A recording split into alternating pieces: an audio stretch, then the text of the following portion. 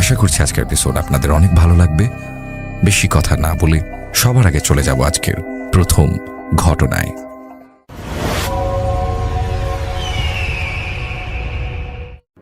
আজকে যেই স্টোরিটি আমি আপনাদের সাথে শেয়ার করতে যাচ্ছি, এই স্টোরিটি আমাকে দিয়েছে নড়াইল জেলার লোহাগাড়া উপজেলার লাহুরিয়া ইউনিয়নের আলামিন। সাল 1982। লাহুরিয়া গ্রামের মধ্যবয়সী এক লোকের নাম আনোয়ার মোল্লা, পেশা কৃষিকাজ। বর্ষাকালে বিস্তীর্ণ এলাকায় পানির নিচে তলিয়ে গেলে পুরো বর্ষাকাল একরকম বেকার হয়ে থাকে সে। তখন জাল দিয়ে মাছ ধরে বিক্রি করে কোনো মতে বেঁচে থাকার চেষ্টায় লিপ্ত থাকেন তিনি। খুলনা থেকে তার দুই চাচাতো ভাই রিপন মিয়া ও মুসা মিয়া আনোয়ার মোল্লার বাড়িতে বেড়াতে আসে। তাদের একজনের বয়স 25, অন্যজনের বয়স 21 থেকে 22। তারা আনোয়ার মোল্লাকে বলে, বর্ষাকালে এখানে হাঁসের খামার দিলে কেমন হয়? ডিম ফুটে বাচ্চা হলে সেগুলো খুলনায় নিয়ে বিক্রি করে দেব, ভালোই চাহিদা রয়েছে এগুলোর সেখানে। দিনে হাঁসের খামারের পরিচর্যা আর রাতে নৌকা নিয়ে 3 জন মাছ ধরবো, তাহলে ভালোই আয় হবে। আনোয়ার মোল্লার কাছে প্রস্তাবটা ভালোই লাগে। শুরু হয় তাদের পরিকল্পনা মাফিক কাজ। প্রতিদিন হাঁসের খামারের পরিচর্যা ও রাতে 3 জন নৌকা নিয়ে বের হয়ে যেত। তারা প্রতি রাতে এই লাহুরিয়া গ্রাম থেকে বর্ষাকালে প্রায় 5 কিলোমিটার দূর পর্যন্ত একটা ছোট্ট ব্রিজের কাছ পর্যন্ত মাছ ধরতে ধরতে যেত, আবার একই পথ দিয়ে মাছ ধরতে ধরতে ফেরত আসতো। এক রাতে খাওয়া দাওয়া শেষে আনোয়ার মোল্লা চিন্তা করে আজ আর মাছ ধরতে যাবে না। কেন জানি তার ভালো লাগছিল না, মনও সায় দিচ্ছিল না। কিন্তু সেই রাতটি ছিল পূর্ণিমা। রিপন মিয়া এবং মুসা মিয়া আনোয়ার মোল্লাকে বলে, বড় ভাই, আজ যেহেতু পূর্ণিমা, আজ ভালোই মাছ ধরবে, চলো। কিন্তু আনোয়ার মিয়া কেন জানি আজ রাতে যেতে ইচ্ছা করছিল না। রিপন ও মুসা মিয়ার আগ্রহে যেতে রাজি হলেও মনের ভিতর বারবার কে যেন বলছে, যাস না আনোয়ার, বিপদ হবে। কিন্তু তবু আনোয়ার মিয়া সাথে যায়।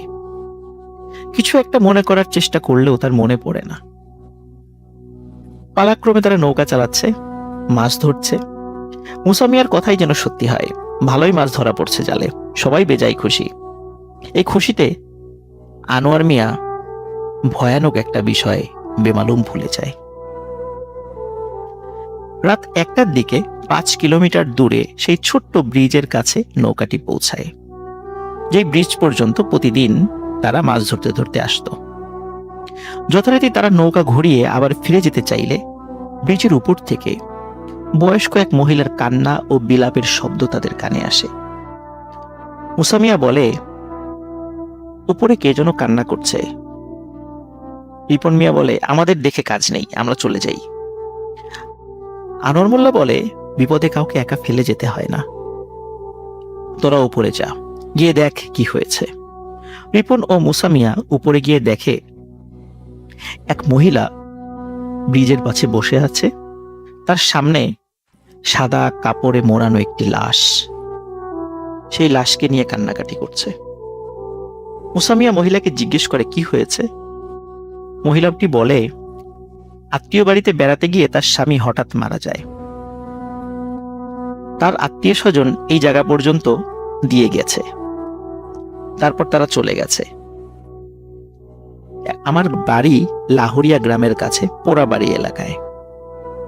এখন আমি কিভাবে যাব এত রাতে এই লাশ নিয়ে? তখন মহিলাটি রিপন মিয়া এবং মুসা মিয়াকে অনুরোধ করে তার স্বামীর লাশ সহ তাকে গ্রামে পৌঁছে দিতে। কিন্তু রিপন ও মুসা মিয়া সরাসরি এই প্রস্তাবটি নাকচ করে দেয়, বলে আমরা নৌকায় কোনো লাশ উঠাই না। এই বলে তারা নিচে চলে যায়। যখন আনোয়ার মোল্লা তাদেরকে জিজ্ঞেস করে যে কি হয়েছে উপরে, তখন রিপন মিয়া এবং মুসা মিয়া সব ঘটনা খুলে বলে। আনোয়ার মোল্লা বলে, এভাবে কাউকে বিপদে ফেলে যেতে হয় না, যেহেতু তার বাড়ি পোড়াবাড়ি এলাকায় আর আমরা ওই পথ দিয়েই যাব, তাই তাদেরকে পৌঁছে দিতে আমাদের কোনো সমস্যা নেই। রিপন মিয়া এবং মুসা মিয়ার আপত্তি সত্ত্বেও আনোয়ার মিয়া তাদেরকে বলে, যাও তোমরা গিয়ে লাশটি নিয়ে এসো। যাই হোক, রিপন মিয়া এবং মুসা মিয়া তারা দুজন ব্রিজের উপরে গিয়ে লাশটি ধরাধরি করে নৌকায় নিয়ে আসে। নৌকার একদম মাথার দিকে সেই মহিলাটি বসে। কিন্তু অদ্ভুত ব্যাপার, এখন সে কোনো কান্নাকাটি করছে না, বরং লম্বা ঘোমটা দিয়ে মাথা ও মুখ ঢেকে রেখেছে। আনোয়ার মিয়া কোনো প্রশ্ন করলেও মহিলাটি কোনো উত্তর দেয় না, শুধু মাঝে মাঝে নৌকা কোন দিক দিয়ে যাবে সেটা বলে দেয়। কণ্ঠস্বরটি যেমন কেমন যেন চেনা চেনা মনে হয় আনোয়ার মোল্লার কাছে। না, হতেই পারে এরকম। রাত আনুমানিক 3টার দিকে, 3 দিকে পানি ও একদিকে রাস্তা রয়েছে এমন একটি ভিটার কাছে নৌকাটি থামাতে বলে মহিলাটি। আনোয়ার মিয়া স্থানীয় লোক হলেও রাতে এই জায়গাটি সে চিনতে পারছে না, কিন্তু পরিচিত বলে মনে হচ্ছে। মহিলাটি সেখানে আসার পর বাড়ির ভেতর থেকে একজন পুরুষ ও একজন মহিলা এসে লাশটি নৌকা থেকে নিয়ে যায়। তাদের দুজনকেও আনোয়ার মোল্লার কাছে চেনা চেনা লাগে, আগে কোথাও দেখেছে কিন্তু মনে করতে পারে না। তবে এতটুকু বুঝতে পারে যে এটা একটা হিন্দু বাড়ি। এতক্ষণ বয়স্ক মহিলাটি তেমন কোনো কথা না বললেও এখন বলে, আপনারা অনেক কষ্ট করে আমাদের নিয়ে এসেছেন, আপনাদের ধন্যবাদ, একটু অপেক্ষা করুন, কিছু পারিশ্রমিক নিয়ে আসছি। আনোয়ার মোল্লা পারিশ্রমিক নিতে অস্বীকৃতি জানায়, বলে যে আপনাকে তো আমরা বিপদে উপকার করেছি, কোনো পারিশ্রমিক লাগবে না। মহিলাটি আবারও পারিশ্রমিক দেওয়ার অনুরোধ করে, তখন রিপন ও মুসা মিয়া সম্মতি জানায়। মহিলাটি টাকা নিয়ে আসার কথা বলে বাড়ির ভেতরে চলে যায়। 5 মিনিট, 10 মিনিট, 15 মিনিট, আধা ঘন্টা হয়ে যায়, কেউ বাড়ির থেকে বের হয়ে আসে না টাকা নিয়ে।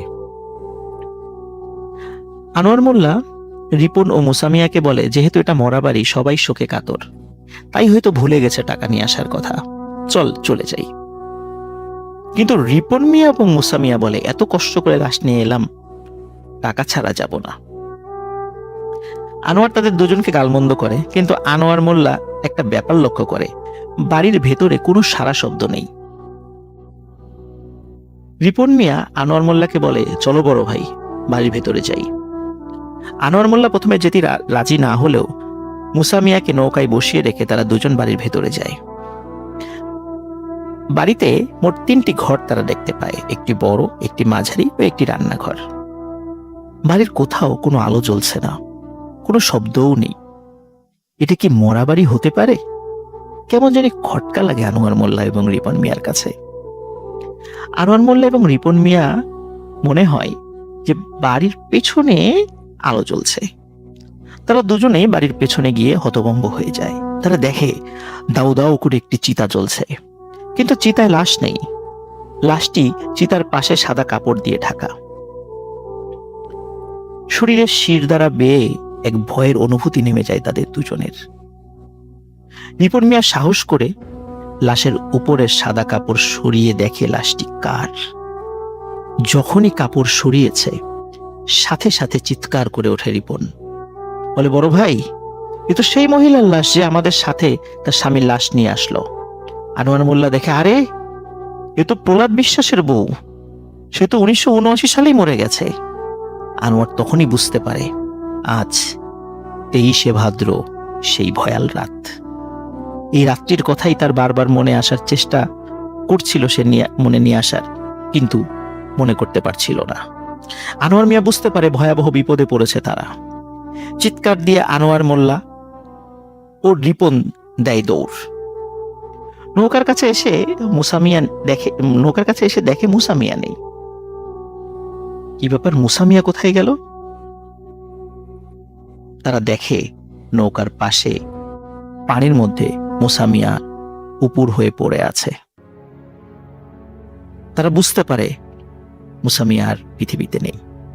আনোয়ার মোল্লা এবং রিপন মিয়া দুজনেই বাড়ির পাশের রাস্তা ধরে দৌড় দিলেও রিপন মিয়া আনোয়ারের পেছনে পড়ে যায়। আনোয়ার মোল্লা এলাকার লোক হওয়ার কারণে অনেক রাস্তাঘাট তার চেনা ছিল। আনোয়ার মোল্লা পাশের গ্রামের এক বাড়ির উঠোনে চিৎকার দিয়ে হুমড়ি খেয়ে পড়ে। বাড়ির লোকজন আনোয়ার মোল্লার আত্মচিৎকারে জেগে ওঠে।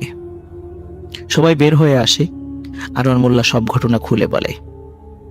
আশেপাশের আরো যে বাড়িঘর ছিল সেখান থেকেও কিছু লোক এসে জড়ো হয়। সবাই বলে, আনোয়ার, তুমি জানো না আজ 23শে ভাদ্র? এমন ভুল তুমি কিভাবে করলে? যাই হোক, ভুল হবার তো হয়ে গেছে, এখন তো আর কিছু করার নেই। কেউ হারিকেন, কেউ মশাল, কেউ বা টর্চ লাইট নিয়ে রিপন মিয়া ও মুসা মিয়াকে খুঁজতে বের হয়। রিপন মিয়াকে একটি মাঠের মধ্যে অচেতন অবস্থায় পাওয়া যায়। তাকে উদ্ধার করে একটি বাড়িতে আনা হয়। অপরদিকে গ্রামের লোকজন সাহস করে সেই পোড়া ভিটায় গিয়ে দেখে সেখানে শুধু ঝোপঝাড়, কোনো ঘরবাড়ি নেই। কিন্তু ভিটার পাশে একটি নৌকা রয়েছে, আর এই নৌকার পাশেই মুসা মিয়ার লাশ উপর হয়ে পানির মধ্যে পড়ে আছে। তারা দেখতে পায় মুসা মিয়ার গলায় বড় বড় আঙ্গুলের ছাপ। কে যেন তার গলা টিপে হত্যা করে পানির মধ্যে চুবিয়ে রেখেছে। রিপন মিয়ার জ্ঞান ফেরে পরদিন সকালে। তাকে যখন জিজ্ঞাসা করা হয় কি হয়েছিল, সে বলে গত রাত্রে সে যখন দৌড়াচ্ছিল তখন আনোয়ার মোল্লাকে সে হঠাৎ হারিয়ে ফেলে। তখন চোখ যেদিকে যাচ্ছিল সেদিকেই দৌড়াচ্ছিল। হঠাৎ কোনো কিছুর সাথে তার ধাক্কা লাগে, সে ধাক্কা লেগে পড়ে যায়। কিন্তু যখন সে খেয়াল করে কিসের সাথে ধাক্কা লাগলো, তাকিয়ে দেখে একটু আগে সাদা কাপড়ের নিচে শুয়ে থাকা, লাশ হয়ে থাকা সেই মহিলাটি তার সামনে দাঁড়িয়ে। তারপর তার আর কিছু মনে নেই। রিপন মিয়া এতটাই ভয় পেয়েছিল যে তার শরীরের কাঁপুনি দিয়ে জ্বর আসে। প্রচন্ড জ্বরে ভুগতে ভুগতে মাত্র সপ্তাহখানেকের মধ্যেই রিপন মিয়া মারা যায়। প্রিয় শ্রোতা, আনোয়ার মোল্লা এখনো জীবিত আছে। এই ঘটনাটি আলামিন সরাসরি আনোয়ার মোল্লার কাছ থেকেই সংগ্রহ করেছে। পোড়াবাড়ির ওই ভিটায় এখনো দিনের বেলায় পারতপক্ষে মানুষ যায় না। এত ভৌতিক ঘটনা সেখানে ঘটত যে ভিটার আশেপাশের মানুষ নিজেদের খেতে ফসল ফলানোর জন্য সহজে যেতে চাইত না। প্রতি বছর 23শে ভাদ্র রাতে ওই ভিটায় আগুন জ্বলতে দেখত মানুষ। গ্রামের মানুষ বিভিন্ন সময় ওঝা কবিরাজ ডেকে ওই স্থানের সমস্যা সমাধান করতে চেষ্টা করে, কিন্তু তারা সবাই বলে এখানে বহুকাল আগে থেকেই ভয়ানক অশুভ শক্তির বসবাস রয়েছে। প্রহ্লাদ বিশ্বাস এখানে বাড়ি করার 3 বছরের মধ্যে তেমন কিছু টের পায়নি। পরিবারের সবাইকে নিয়ে এসে ভালোই ছিল, কন্যা সন্তান হয়, ছেলের চাকরি হয়, কেউ বুঝতেই পারেনি এখানে কোনো সমস্যা রয়েছে। ঠিক 3 বছর পর 23শে ভাদ্র রাতে 1979 সালে পরিবারের সবাইকে প্রথমে ওই অশুভ শক্তিরা হত্যা করে এবং পরে ঘরে আগুন জ্বালিয়ে দেয়। পরের রাতে প্রহ্লাদ বিশ্বাসের ছোট ছেলে প্রকাশকেও হত্যা করে এই অশুভ শক্তি। আনোয়ার মোল্লা লোভ করে নাই, তাই ওরা তার কোনো ক্ষতি করে নাই, কিন্তু রিপন ও মুসা লোভ করেছিল, তাই তাদের এই পরিণতি। ওই অশুভ শক্তি ওই ওঝা কবিরাজদের কাছে যখন এসেছিল, ওই ওঝা কবিরাজরা যখন তাদেরকে হাজির করেছিল এই অশুভ শক্তি সমৃদ্ধ জিনদেরকে, এই জিনরা বলেছিল যেই এখানে আসবে তারই মৃত্যু নিশ্চিত। 2006 সালে একজন কামেল আলেমের শরণাপন্ন হয় গ্রামের কিছু মুরব্বী। আলেমের কিছু ভক্ত জিন ছিল যারা ছিল নেককার। জিনগুলো আলেমের অনুরোধে সেই ভিটায় থাকা অশুভ শক্তির জিনগুলোকে অনুরোধ করে তারা যেন চলে যায়, কিন্তু সেই অশুভ শক্তির জিনেরা সেখান থেকে চলে যেতে অস্বীকৃতি জানায়। কিন্তু তারা এটা বলে তারা আর মানুষের স্বাভাবিক কাজে বাধা দেবে না, এবং তারা একটা প্রতিশ্রুতিও দেয়, তবে সন্ধ্যার পরে কেউ এই ভিটার আশেপাশে যেন না আসে, এটাও তারা বলে দেয়। তবে তারা যে মানুষের স্বাভাবিক কাজকর্ম করতে দেবে এই জন্য কিছু শর্ত আরোপ করে দেয়, যেমন একদম সাদা ধবধবে একটি ছাগল এই ভিটায় জবাই করে রেখে দিতে হবে, 1 মণ দুধ ও চালের পায়েস রান্না করে রেখে দিতে হবে। তাহলে তারা মানুষের কোনো কাজে আর বাধা দেবে না, কোনো সমস্যা সৃষ্টি করবে না। গ্রামবাসী আলেমের কাছ থেকে শর্তগুলো জেনে তা পূর্ণ করে। তাই 2006 সালের পর থেকে পোড়াবাড়ির ওই ভিটায় আর আগুন জ্বলতে দেখা যায় না। অদ্ভুত ব্যাপার হলো, ভিটার খুব কাছের জমিতে এখনো কোনো খাদ্যশস্য ফলে না। কোনো খাদ্যশস্য, ধান, গম, ভুট্টা এগুলো লাগালেও সেগুলো হয় না। তবে কিছু অর্থকরী ফসল যেমন পাট বা এই টাইপের কোনো ফসল লাগালে সেটা ফললেও সেটা পরিমাণে খুব সামান্য। পোড়াবাড়িতে বিভিন্ন সময় আরো অনেক ঘটনা ঘটেছে। পোড়াবাড়ির আরো ঘটনা নিয়ে আপনাদের সামনে পরবর্তী কোনো একটি রেকর্ডিং নিয়ে হাজির হব ইনশাল্লাহ। আসসালামু আলাইকুম।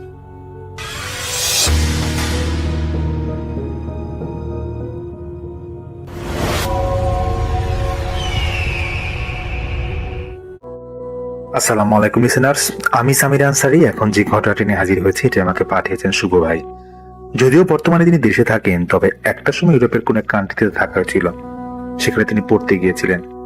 তো যে ভার্সিটি তিনি পড়তেন ওখানে বাংলাদেশি বংশোদ্ভূত সাইফ নামে এক বন্ধু ছিল তার।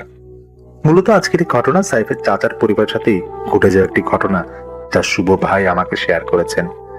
শ্রোতা বন্ধুরা, দেরি করছি না, যাচ্ছি সেই ঘটনায়। শুভ ভাই ভার্সিটিতে ভর্তি হওয়ার পর ওখানে বাংলাদেশি স্টুডেন্ট ছিল হাতে গোনা কয়েকজন। এর মাঝে খুব অল্প সময়ের মধ্যে সাইফের সাথে না পরিচয় হয়। বেশ ভালো বন্ধু যে ওনারা। একবার ক্লাস শেষে সাইফ তাকে ডিনারের জন্য ওদের বাসায় ইনভাইট করে। শুভ ভাই যেটা বলে, যদি আগেই জানতো যে সাইফের বাসায় থাকে ওর বাবা মা আর সে, মানে ওরা তিনজন, তো সেই অনুযায়ী সাইফের প্যারেন্টসদের জন্য যাওয়ার সময় তিনি ফুল কিনে নিয়ে যায়। তো বাসায় ঢোকার পর সবার সাথে পরিচয় হয়ে যখন তিনি সাইফের রুমে ঢুকতে যাবে, এমন সময় সাইফের মা বলে, এই সাইফ, আজকে স্টেলাকে রুমেই খাবার দিয়ে এসো, ডাইনিং আনবার দরকার নাই। শুভ ভাই সাইফের রুমে গিয়ে আড্ডা শুরু করবার এক পর্যায়ে জিজ্ঞাসা করে, আচ্ছা সাইফ, স্টেলাটা আবার কে? সাইফ কিছুক্ষণ তাকিয়ে থেকে বলে, তুমি ওকে কিভাবে চেনো? শুভ ভাই বলে যে, না ওই যে রুমে ঢুকবার সময় আন্টি তোমাকে বললো না ও রুমে খাওয়া দিয়ে আসতে। তখন সাইফ বলে, ও আচ্ছা আচ্ছা আচ্ছা, ও আমার কাজিন হয়, এখানেই থাকে, ওর কথাই আম্মু বলেছে। এরপর ওরা রাতে খেতে যায়। খাওয়া খাওয়ার শেষ মুহূর্তে প্রথমবারের মতো মুখোমুখি হয় শুভ ভাই এবং সেই স্টেলা। স্টেলাকে দেখেন এবং স্টেলার বয়স যেটা হবে তিনি বলেন যে 14 কি 15 বছর। হাতে সুন্দর একটা পুতুল আর চুলগুলো অগোছালো কোকড়ানো। সে তার রুম থেকে ডাইনিং এ এসে এক গ্লাস পানি খেয়ে এক নাগারে শুভ ভাইয়ের দিকে তাকিয়েছিল। তার চাহনিটা খুব একটা ভালো লাগেনি শুভ ভাইয়ের, একটা ভয়ঙ্কর চাহনি ছিল। এবং শুভ ভাইকে দেখে মনে হচ্ছে সে কিছু একটা বলতে চায়, কিন্তু বলতে গিয়েও বলতে পারছিল না। তারপর সেই সাইফের মা স্টেলাকে জোর করে তার রুমে পাঠিয়ে দেয়, বলে, স্টেলা, বাসানে গেস্ট আছে, যাও রুমে যাও। কিন্তু স্টেলা তবুও পিছে তাকিয়ে শুভ ভাইয়ের দিকে এক নাগারে তাকিয়েছিল, সে রুমে যেতেই চাচ্ছিল না। তখন সাইফ জোর দিয়ে বলে, স্টেলা তুমি রুমে যাও, আমার বন্ধু সে। তখন স্টেলার মাথা সোজা করে তার রুমের দিকে ঢুকে যায়। সেদিন স্টেলাকে দেখে মনের অজান্তে বেশ কৌতূহল জাগে শুভ ভাইয়ের। তিনি দাওয়াত খেয়ে তো রাতে এসেই পড়েন। পরের দিন ক্লাস শেষ হয়ে সাইফকে জিজ্ঞাসা করে, জানি না সাইফ তুমি আসলে কিভাবে নিবা, তবে গত রাতে তোমার কাজিনকে দেখে আমার স্বাভাবিক মনে হয় নাই। আচ্ছা ওকে অসুস্থ, ওর বাবা মা সাথে থাকে না, আর তোমাদের এখানে কেন থাকে? সাইফ বলে যে, দেখো এত প্রশ্ন একসাথে করলা, একটা লম্বা কাহিনী তোমাকে শুনতে হবে, তুমি কি রাজি আছো? তখন সেই শুয়ে বলে, হ্যাঁ বলো, কি সমস্যা নাই, তুমি বলতে পারো। তখন সাইফ বলা শুরু করে। সে বলে যে তার বাবারা ছিলেন দুই ভাই। তার ছোট চাচার নাম ছিল রেজওয়ান। সেই চাচা সেখানকার স্থানীয় ফ্যামিলির মেয়েকে বিয়ে করেন পছন্দ করে। তাদের অনেক দিনের রিলেশন ছিল। তবে চাচার শাশুড়ি খুব একটা সুবিধার ছিলেন না, বিয়েতে তো রাজি ছিলেনই না, উল্টা বেশ কয়েকবার ট্র্যাপে ফেলতে চেয়েছিল সেই চাচাকে। এরপর শেষ মুহূর্তে ব্ল্যাক ম্যাজিক করে পুরো পরিবারটাকে শেষ করে দেয়। শুয়ে বলে, কি পুরো পরিবার শেষ মানে তোমার চাচা কি বেঁচে নাই? তখন সাহেব বলে, তুমি ঘটনা শোনো তারপর বুঝবা এটা কতটা ভয়ানক একটা ঘটনা। এরপর যদিও পারিবারিক ভাবে এটা জেনে গিয়েছিল যে ব্ল্যাক ম্যাজিক করা হয়েছে তার চাচাকে, কিন্তু প্রমাণ না থাকায় কেউ কিছু করতে পারে নাই। আর সেই চাচার শাশুড়ি এখন তিনি থাকেন আমেরিকাতে, কারোর সাথে তার যোগাযোগ নেই। তো রেজওয়ান চাচা বিয়ে করে ওনার ভাইয়ের পরামর্শ নিয়ে দেখা যায় যে শহর থেকে একটু খানিকটা দূরে তিনি একাই তার সেই তার স্ত্রীকে নিয়ে থাকতেন। তাদের খুব হ্যাপি ফ্যামিলি ছিল সেই চাচাচির। মাঝে মাঝে সাইফের ফ্যামিলি সেখানে দেখা সাক্ষাৎ করতে যেত এবং তারাও আসতো। তো তবে চাচা মুসলিম হলেও চাচি ছিলেন খ্রিস্টান ধর্মের অবলম্বী। মেয়ে অন্য ধর্মের ছেলেকে বিয়ে করাতে সাইফের চাচার শাশুড়ি দু চোখে তাকে দেখতে পারত না। বিয়ের প্রথম 2 বছর বেবি নেওয়ার চেষ্টা করেও যখন সাইফের চাচা চাচি ব্যর্থ হয়, তখন ওনারা কোন এক রিলেটিভের মাধ্যমে জানতে পারে যে ব্ল্যাক ম্যাজিকের শিকার হবার কারণে তাদের এই অবস্থা। এবং এটা কে করেছিল তারা জেনেই যায় যে সেই চাচার শাশুড়ি সেটা করেছিল। যথেষ্ট প্রমাণ নাকি তখন পাওয়া যায়। পরবর্তীতে ওখানকার স্থানীয় কাউকে দিয়ে এই সমস্যার সমাধানটা করা হলো। চাচা এই সংসারে জন্ম নেয় স্টেলার। সেই স্টেলার দেখতে নাকি বাচ্চাটা খুব সুন্দর ছিল। তখনও নাকি যখন শিশু হয়ে পড়ে তখন সে দেখেছিল যে খুব সুন্দর এবং ফর্সা ছিল। তো স্টেলা আস্তে আস্তে জন্মের পর বড় হতে থাকে। যেহেতু পারিবারিক ভাবে আর কোনো ইস্যু ছিল না, তাই ওনারা ধরে নিয়েছিল সবকিছু ঠিকঠাক আছে। কারণ সেই শাশুড়ির সাথে, সেই সাইফের চাচা শাশুড়ির সাথে তাদের কন্ট্যাক্ট হতো না। তো সাইফের চাচাতো বোন সেই স্টেলার বয়স যখন 7 বছর, তখন তাকে স্কুলে দেওয়া হয়। তখন তার মোটামুটি ভালোই বুঝ জ্ঞান ছিল। এক রাতে ওর মা তখন তাকে খাইয়ে দিচ্ছিল, মানে ভাত খাইয়ে দিচ্ছিল। সে বলেছে, মা আমি একা খাবো না, আমার পাশে বেবিটাকে খাওয়া দাও। ওর মা ভাবে যে মেয়ে হয়তো টিভি দেখছে, জন্য টিভি দেখতে দেখতে হয়তো ভুলে ভুলে বলছে। বাচ্চা মানুষ দেখে হয়তো এরকম বলতে পারে। তো এটা কয়েকবার সে নাকি বলে। রাতে ঘুমাতে যাওয়ার আগে তখন স্টেলা তার মাকে বলে, মা আমার পাটা অনেক ব্যথা করছে, তুমি আদর করে দাও। তো সাইফের চাচি আসলে প্রথমে বুঝে না যে স্টেলা এই কথা কেন বলছে। সে যখন আরো 2-3 বার বলছে এবং কান্না কান্না ভাব নিয়ে বলছে, তখন তার পায়ের ঠাঁইটা দেখতে গিয়ে দেখা যায় বেশ লাল হয়ে গেছে এবং মনে হয় যে কেউ হয়তো এখানে কামড় দিয়েছে, কারণ দাঁতের ছাপ ছিল তখন সেখানে। তো ওকে জিজ্ঞাসা করে যে তুমি এটা কিভাবে ব্যথা পাইছো স্টেলা? স্টেলা বলে, আমি বললাম না মা, খাওয়ার সময় বেবিটাকে খাওয়া দেওয়ার জন্য তুমি খাওয়া দাওয়া নেই, এই জন্য সে আমাকে এরকম কামড় দিয়ে চলে গেছে। সাইফের চাচারও এটা দেখে বেশ খটকা লাগে। তিনি তার স্ত্রীকে বলেন, বাসায় যেহেতু অন্য কেউ আসেন, আমরা 3 জনে থাকি, তাই একটু ওর দিকে খেয়াল রাখো। কয়দিন পরে বাসার সবাই তখন ঘুমিয়েছিল, ঘরে ডিম লাইটের মতো আলো জ্বালানো। সাইফের চাচা মাঝরাতে গরম লাগছিল দেখে এসি ছাড়তে যাবেন। তিনি ঘুম থেকে উঠে দেখে ওনার মেয়ে স্টেলা চোখ খোলা দেয়ালের দিকে এক নজরে তাকিয়ে আছেন। তিনি লাইট জ্বালায় এবং জিজ্ঞাসা করেন, কি হবে স্টেলা, তুমি জেগে আছো কেন? সে বলে, আমি রুমে কাউকে দেখেছি বাবা, দেয়ালে ওনার ছায়া দেখা গেছে, আমাকে ডাকছিল আমার কাছে যাওয়ার জন্য। তুমি লাইট জ্বালালা, এরপর সাথে সাথে সে ছায়াটা চলে গেছে। তিনি সে রাতে মনে করেন মেয়ে ঘুমের মধ্যে হয়তো উল্টা পাল্টা বকতেছে, তাই ওকে কিছু না বলে ওনার কাছে নিয়ে ঘুম পাড়ায় দেয়। সপ্তাহখানেক পরের ঘটনা, তখন হলিডে ছিল। সাইফের চাচা কোনো একটা কাজে সাইফদের বাসায় 2-3 জন থাকতে আসে, আর স্টেলা ওর মাকে নিয়ে তার বাসায় ছিল। খুব সকালে ফোন আসতেই সাইফের চাচা তাড়াতাড়ি করে ওনার বাসার উদ্দেশ্যে রওনা দেন। বাসায় গিয়ে জানতে পারেন ঘুম থেকে উঠে ওনার স্ত্রী দেখে স্টেলা একটা পুতুল জড়ায় ঘুমায় আছে। ওকে ঘুম থেকে উঠে জিজ্ঞাসা করা হয়, এটা কে দিয়েছে এই পুতুল তোমাকে? সে বলে, রাতে যে ছায়াকে সে দেখতে পায় নাকি এটা দিয়ে গিয়েছে। সাইফের চাচার কাছে তখন বেশ ভয় লাগে, কারণ ছায়া দেখার বিষয়টা স্টেলা আগেও বলেছিল। তিনি তার মেয়ে থেকে পুতুলটা নিয়ে ফেলে দিতে যাবেন, কিন্তু ভয়ের ব্যাপার হচ্ছে ওনারা স্বামী স্ত্রী 2 জন মিলেও, মানে সাইফের চাচা 2 জন মিলেও এই বাচ্চা মেয়ের কাছ থেকে পুতুলটা কেড়ে নিতে পারেন না। এতটা শক্তি ছিল তার শরীরে তখন। আরো ভয়ানক ব্যাপার হলো, ওর মা তাকে নিয়ে ওয়াশরুমে গিয়ে দরজাটা লাগিয়ে দেয় এবং ভিতরে মুখটা ধুয়ে দিচ্ছিল। এই সুযোগে পুতুলটা যেন ওর বাবা রুম থেকে সব সরাই ফেলতে পারে। পুতুলটা ধরা মাত্রই ওয়াশরুম থেকে চিৎকার দৃষ্টিটা বলতে থাকে, মা, বাবা আমার পুতুল কেন খাট থেকে ধরাচ্ছে? এই সিনেটা হওয়া মাত্রই সাইফের চাচার আর বুঝতে বাকি থাকে না কি করতে চলেছে। তার মানে আবার সে ব্ল্যাক ম্যাজিকের খপ্পরে পড়তে যাচ্ছে ওর পুরো ফ্যামিলি। তিনি তখন সাইফের বাবাকে পুরো বিষয়টা জানান। এরপর প্যারানর্মাল বিষয়ে কাজ করে এমন এক স্থানীয় লোককে সেখানে আনা হয়। সে লোক সবকিছু দেখে শুনে রিচুয়াল করেন এবং স্টেলা থেকে পুতুলটা নিয়ে তিনি এটা পোড়ায় ফেলেন। এই থেকে শুরু। লোকটা যাওয়ার পর যখন স্টেলা স্বাভাবিক হয়, তখন থেকে সে একটু পর পর চিল্লাচিল্লি এবং কান্নাকাটি শুরু করে। আর বাবা মাকে বলে বকা দিয়ে, পুতুল না দিলে আঙ্কেল তোমাদের পানিশমেন্ট দিবে।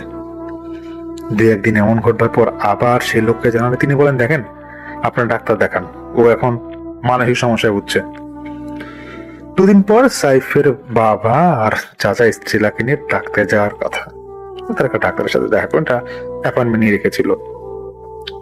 তো যেদিন সকালে ডাক্তারকে দেখাবে সেদিন খুব ভোরে সাইফদের বাসার ফোন আসে যে সাইফের চাচার বাসায় নাকি ক্রাইম হয়েছে, দ্রুত সবাইকে সেখানে আসতে হবে। তারপর সাইফের বাসা থেকে সবাই ওরা যায় গাড়ি নিয়ে, গিয়ে দেখে যে পুলিশ ভরা বাসার আশেপাশে। তখন পুলিশ জানায় মাঝরাতের পর রুমে আগুন লাগিয়ে সাইফের চাচা সুইসাইড করেন এবং তাদের মেয়েকে বেডরুমে ঘুমন্ত অবস্থায় পাওয়া যায়। সাইফের বাবার মনে তখন হোশ ছিল না। তার ভাইয়ের এই অবস্থা দেখে তিনি অজ্ঞান হয়ে যান। অনেকক্ষণ পর তিনি কিছুটা স্বাভাবিক হলে তখন তাকে স্বাভাবিক করা এবং কিছু বুঝিয়ে বলা হয়। ডেড বডির অবস্থা এমন ছিল যে শরীরের কোনো অংশই ভালোভাবে চেনা যাচ্ছিল না। পুলিশ অনেকবার স্টেলাকে জিজ্ঞাসা করে যে রাতে কি হয়েছিল, কিন্তু স্টেলা শুধুই কান্না করতো, কিছুই বলতো না।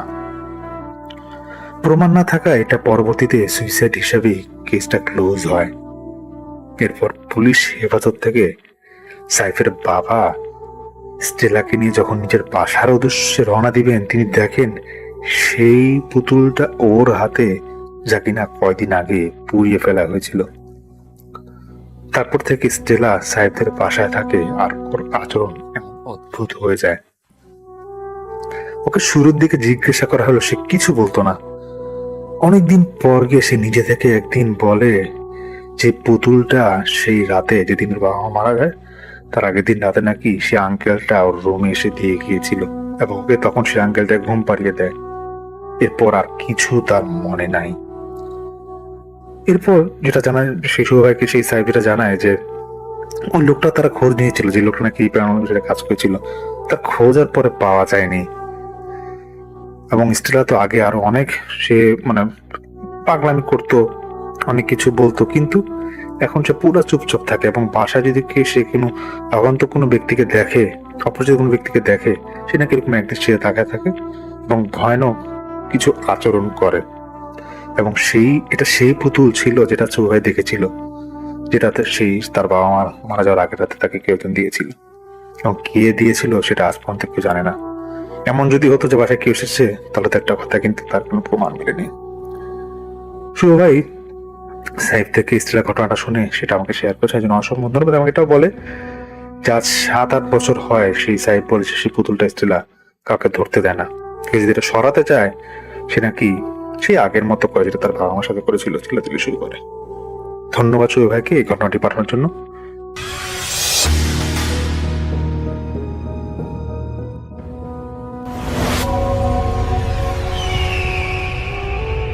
আজ বলবো আমার ছোট চাচার নিজের জীবনের সাথে ঘটে যাওয়া এক ঘটনা। আমি মনিম চৌধুরী, আমার চাচার নাম মনির চৌধুরী। চাচার সাথে মিল রেখে আমার নাম রেখেছেন তিনি। আমাদের গ্রামের নাম দাউদকান্দি। 100 বছর ধরে এখানে অনেক রহস্য লুকিয়ে আছে, কিন্তু সবচেয়ে ভয়ঙ্কর কাহিনীটি ঘুরে বেড়ায় পুরনো জমিদার বাড়িকে ঘিরে। আমাদের এখানের জমিদার বাড়িটা খুব বেশি অন্ধকার এক জায়গায়, দেখলে কেমন যেন গা ছমছম করে। এমনিতে ওদিকে কারো যাওয়া হয় না, কিন্তু কাজের সুবাদে সবসময় আসা যাওয়ার পথে জমিদার বাড়ি পড়ে যায়। দিনের আলোয় বাড়িটি ধ্বংসস্তূপের মতো পড়ে থাকলেও রাত নামলেই চারপাশে বাতাস ভারী হয়ে ওঠে।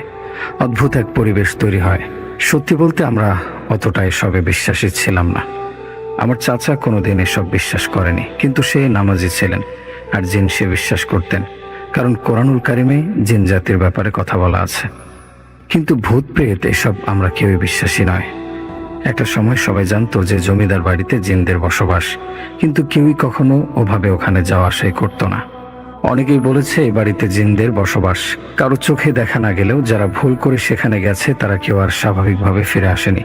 অনেকেই কৌতূহল হয়ে সেখানে যায়, আবার কেউ জিন দেখতেও পায়। পৃথিবীতে এক এক মানুষের এক এক রকম শখ। বলেন ভূত কি দেখার বিষয় বা জিন কি দেখার বিষয়? মানুষ কিভাবে এসব এক্সপ্লোর করতে যায় আমার মাথা তো কাজ করে না।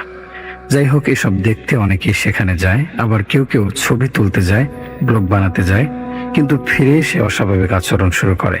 যাই হোক, ছোট চাচা নিজের বাড়িতে বলেই হয়তো কোনোদিন ওখানে যাননি বা যাওয়ার আগ্রহ পায়নি।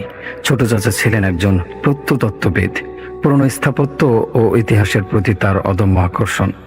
সে সবসময় এসবের প্রতি একটি ঝোঁক অনুভব করতেন। মুরব্বীরা বলতেন জমিদার বাড়ির নিচে এক গোপন সুড়ঙ্গ আছে, যেখানে জমিদার তার ধন সম্পদ লুকিয়ে রেখেছিল। সরকার চাইছে সেই গুপ্তধনের সন্ধান করা হোক, কিন্তু গ্রামের অনেকে এসব গুপ্তধনের জন্য নানান সময় লুকিয়ে সেখানে যেত, কিন্তু অনেকেই আর স্বাভাবিক থাকতো না। এভাবে নিজের জীবন সব হারাতো। ছোট চাচা এসব লোককথায় বিশ্বাস করে না, কখনোই সে এসব কথায় পাত্তা দেয়নি। তার বয়স 35 হবে, এতদিনেও সে তার দুই বন্ধু সাকিব ও রাকিবকে নিয়ে গ্রামে আসে। তারা এর আগে কখনোই এই গ্রামে আসেনি। গ্রামের এক মুরব্বী তাকে সাবধান করে বলল, বাবা, ওই জায়গায় পা দিও না, ওখানে যা আছে তা মানুষের নয়। জমিদার একদা এক কবিরাজের সঙ্গে অন্যায় করেছিল, আর সেই কবিরাজ ওদের ডেকে এনেছিল। আজও সেখানে গেলে কেউ ফেরে না, ফিরতে পারে না, ফেরা সম্ভব না। সাকিব হেসে উড়িয়ে দিল। কুসংস্কারের জায়গা তার যুক্তিবাদী মনে নেই। সে খুবই বাস্তববাদী মানুষ। কিছুতেই তার মনেও সব আগের কথার কোনো মানে নেই। রাত 10টা। সাকিব, রাকিব ও চাচা হাতে জমিদার বাড়ির সামনে দাঁড়ালো। চারপাশের পরিবেশ থমথমে, এতটুকু বাতাস নেই, যেন প্রকৃতিও নিঃশ্বাস বন্ধ করে রেখেছে। কেমন যেন একটা অসহ্য আবহাওয়া, কিছুতেই কেমন যেন ভালো লাগছে না। ভিতরের দরজাটি ভাঙা, ভিতরে ধুলো আর জং ধরা কাঠের গন্ধ। তারা একে একে প্রবেশ করলো। ভিতরের প্রবেশের সাথে সাথেই তাদের কেমন যেন একটা অদ্ভুত কিছু অনুভব হলো। মনে হলো একটা গরম গরম পরিবেশ। বাইরে বেশ ঠান্ডা ছিল, আর এখানে কেমন একটা থমথমে পরিবেশ। প্রথমে কিছুই ঘটল না, কিন্তু একটু পরেই ভেতরের আবহাওয়া বদলে গেল। ঠান্ডা ভেজা মাটির গন্ধে ভরপুর এক অস্বস্তিকর পরিবেশ। কিছুতেই মেলানো যাচ্ছে না। চাচার বন্ধু সাকিব মোবাইল বের করে ছবি তুলতে গেল। তখনই তার হাত কেঁপে উঠল। ফোনের স্ক্রিনে একটি অদ্ভুত আকার ভেসে উঠল, কিন্তু মুহূর্তের মধ্যে সেটি মিলিয়ে গেল। মোবাইলটি হাত থেকে পড়ে গেল। রাকিব জোরে বলল, চল, বেশি দেরি না করাই ভালো, তাড়াতাড়ি আমাদের কাজগুলো সেরে ফেলে এখান থেকে বের হয়ে যাই। কিন্তু সাকিব পিছিয়ে আসার মানুষ নয়। সে অন্ধকার করিডোর দিয়ে সামনে এগোতে লাগলো। তার সব বিষয়ে খুব আগ্রহ, আর অতিরিক্ত আগ্রহ সবসময় মানুষকে বিপদে ফেলে দেয়। হঠাৎ করে বাড়ির দরজা বজ্রপাতের শব্দের মতো বন্ধ হয়ে গেল। কি একটা অদ্ভুত অবস্থা! তিনজনে চমকে উঠল। রাকিব দৌড়ে দরজার দিকে গেল, কিন্তু সেটি যেন কোনো অদৃশ্য শক্তি দ্বারা আটকে আছে, 1 ইঞ্চি নড়ছে না। চাচা চিৎকার করে বলল, দরজাটা খুলছে না। ঠিক তখনই বাড়ির ভেতর থেকে কিছু একটার গর্জন শোনা গেল। হঠাৎ কেমন একটা শব্দ। সাকিবের শরীর দিয়ে হিমশীতল স্রোত বয়ে গেল।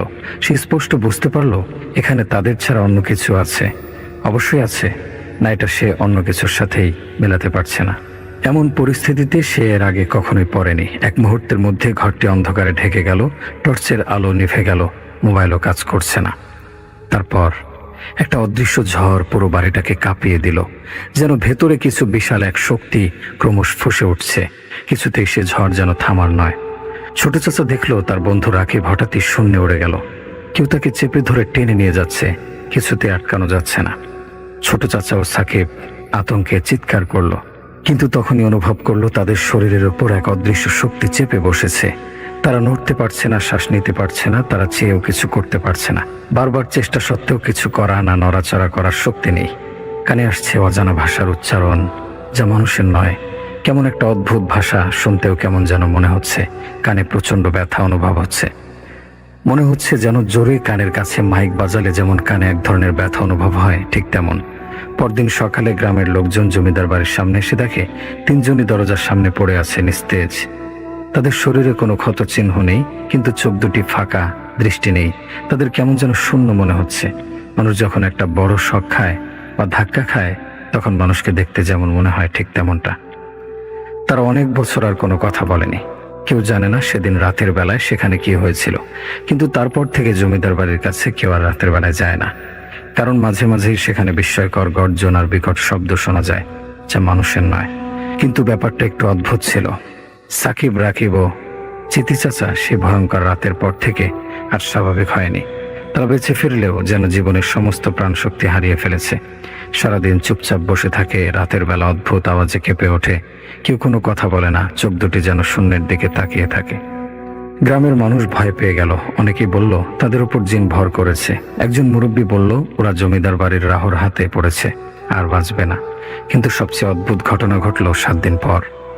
সেই রাতে হঠাৎ করে সাকিব রাকিব নিখোঁজ হয়ে গেল। চাচাকে অনেক হুজুর দেখানোর কারণে চাচাকে আমরা সবসময় পাহারা দিয়ে রাখতাম, আর তাই চাচা অনেকবার সেদিন বাড়ির বাইরে বের হতে চাইলেও আমরা সবাই মিলে তাকে বেঁধে রেখেছিলাম।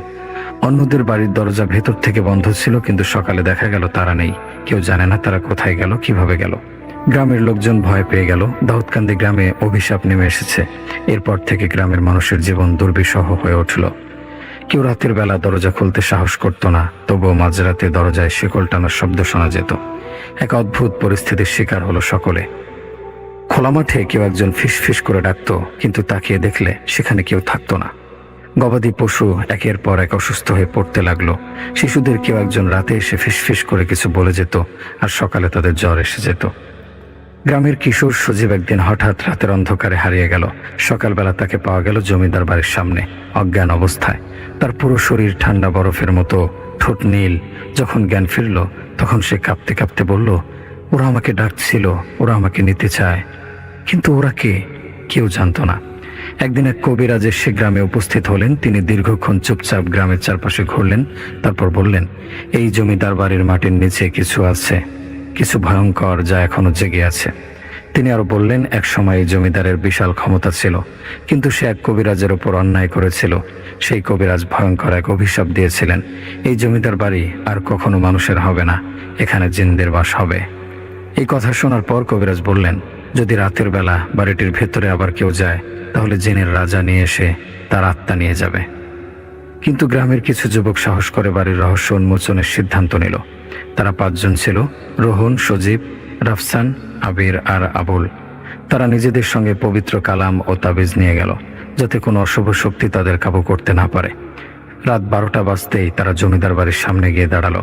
সেই পুরনো দরজা এখনো অটুট, যেন শতাব্দী ধরে শয়তানের প্রহরায় রয়েছে। তারা দরজা ঠেলে ভেতরে ঢুকলো। ভেতরে ঢোকার সাথে সাথেই বাতাসের চাপ বাড়তে লাগলো। বাড়িটি ভিতরে অবিশ্বাস্য ঠান্ডা, যেন কয়েক শতাব্দীর শীতলতা জমে আছে। সজীব ফিস করে বলল, এটা ভালো লাগছে না ভাই। কিন্তু রোহন বলল, আমরা ভয় পেলে চলবে না, আমাদের দেখতে হবে ভেতরে কি আছে। তারা ধীরে ধীরে এগোতে লাগলো, কিন্তু কিছুক্ষণ পরেই একটা বিকট শব্দ শোনা গেল, গরুর। অন্ধকারের ভেতর থেকে কাঁপিয়ে দেয়া গর্জন উঠল। সজীব চিৎকার করলো, ভাই কিছু একটা আসছে। তারপর চারপাশের বাতাস ঘূর্ণিঝড়ের মতো দমকা হয়ে উঠল। পুরো বাড়িটি কাঁপতে লাগলো। দেয়ালের ফাটল থেকে কালো ধোঁয়া বের হতে লাগলো, যা দেখতে মানুষের মতো আকৃতি নিচ্ছিল। আবুল চিৎকার করে উঠল, ওদের চোখ দেখো, আগুনের মতো লাল। এক মুহূর্তের মধ্যে পুরো বাড়িটি যেন নরকের এক টুকরো অংশ হয়ে গেল। একটা কালো হাত হঠাৎ করেই সেলিমের গলা চেপে ধরল। সে ধীরে ধীরে শূন্যে উঠে যেতে লাগলো, মুখ দিয়ে গঙ্গানির শব্দ বের হতে লাগলো। সজীব কাঁপতে কাঁপতে পবিত্র কালামের আয়াত পড়তে শুরু করলো, কিন্তু কিছুতেই কিছু হলো না। তারা বুঝতে পারলো এবার আর ফেরার পথ নেই। তখনই তারা শুনতে পেল এক ভয়ঙ্কর কণ্ঠস্বর, তোমরা চলে যাও, নয়তো তোমাদের রক্ত এই মাটিতে মিশিয়ে দেব। কিন্তু কেউ নড়তে পারলো না।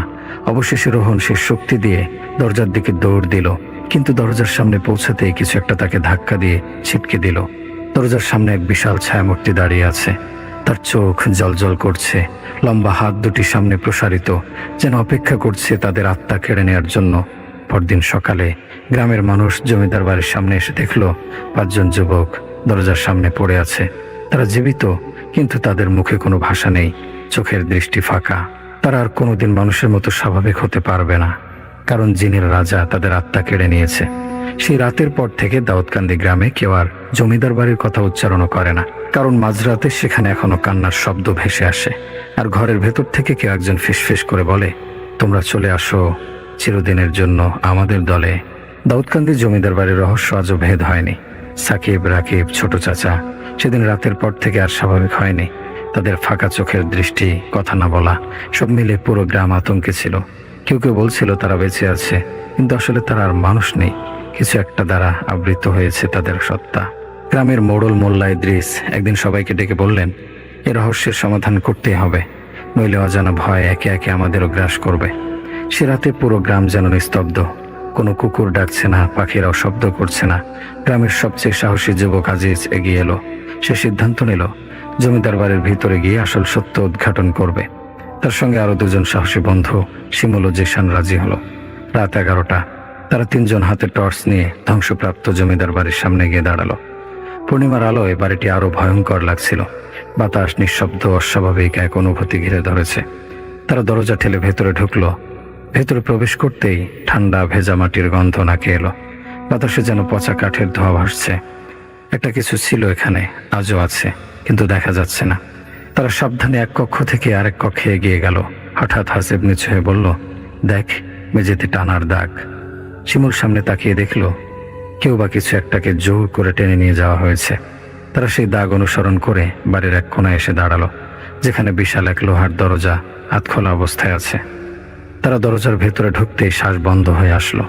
ভেতরে কক্ষটি সম্পূর্ণ অন্ধকার, মেঝের উপর রক্তের শুকিয়ে যাওয়া দাগ। তারপর এক বিকট শ্বাসের শব্দ শোনা গেল। তারা আতঙ্কিত হয়ে টর্চের আলো ফেললো সামনের দিকে। একটা বিশাল চৌবাচ্চার মতো কিছু দাঁড়িয়ে আছে কক্ষের এক কোণায়, আর তার ভিতরে কিছু একটা যেন নড়াচড়া করছে। জিশান ধীরে ধীরে সামনে এগিয়ে গেল, হাত বাড়িয়ে চৌবাচ্চার ভেতর দেখার চেষ্টা করলো। তারপরে সে পেছনে লাফ দিয়ে চিৎকার করে উঠল।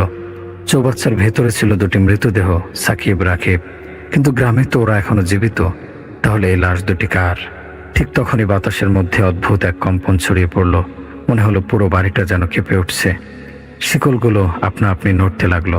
লোহার দরজাটি প্রচণ্ড শব্দে বন্ধ হয়ে গেল। বাতাস থেমে গেল এক মুহূর্তের জন্য। তারপর এক বিকট বিস্ফোরণের শব্দ হলো, চূড়ান্ত বিভীষিকা। শিমুল, জিশান, আব্দুল মুহূর্তের মধ্যে অনুভব করলো তারা নড়তে পারছে না। চারপাশে গাঢ় অন্ধকার, নিঃশ্বাস নেওয়া কঠিন। তারপরই তারা শুনতে পেল অজানা ভাষায় উচ্চারণ। তাদের সামনে মাটি ফেটে বিশাল এক গহ্বর তৈরি হলো, যার নিচে আগুনের লাল আভা দেখা যাচ্ছে। একটি বিশাল আকৃতির কিছু যেন সে অন্ধকারের গভীর থেকে উঠে আসছে। হঠাৎ পুরো জমিদার বাড়ি এক প্রচণ্ড বিস্ফোরণে ধুলো হয়ে গেল। পরদিন সকালে গ্রামবাসীরা এসে দেখে জমিদার বাড়ির জায়গায় শুধুই পোড়ামাটি পড়ে আছে। শিমুল, জিশান, আব্দুল, তাদের খোঁজ আর কখনো কেউ পেল না। সাকিব, রাকিব, ছোট চাচা আগের মতোই নিস্তেজ। তারা বেঁচে আছে, কিন্তু কথা বলে না, চোখে কোনো দৃষ্টি নেই। এরপর থেকে সেই জায়গায় আর কেউ যায় না, কারণ পূর্ণিমার রাতে এখনো সেখানে কেউ কেউ শুনতে পায় এক অদ্ভুত শ্বাসের শব্দ, যা মানুষের নয়। ছোট চাচাকে অনেক হুজুর দেখানোর পরে সে আগের থেকে একটু স্বাভাবিক অবস্থানে এসেছে, যদি একদম সম্পূর্ণ আগের অবস্থায় হয়তো কখনোই যেতে পারবে না। অনেকদিন বসে তিনি আমাকে জানিয়েছিলেন তার সাথে ওই দিন কি ঘটেছিল। হয়তো আরো অনেক কিছু ঘটছে, কিন্তু সে আমাকে বলতে পারেনি গুছিয়ে। আজ এই পর্যন্তই। সবাই ভালো থাকবেন, সুস্থ থাকবেন।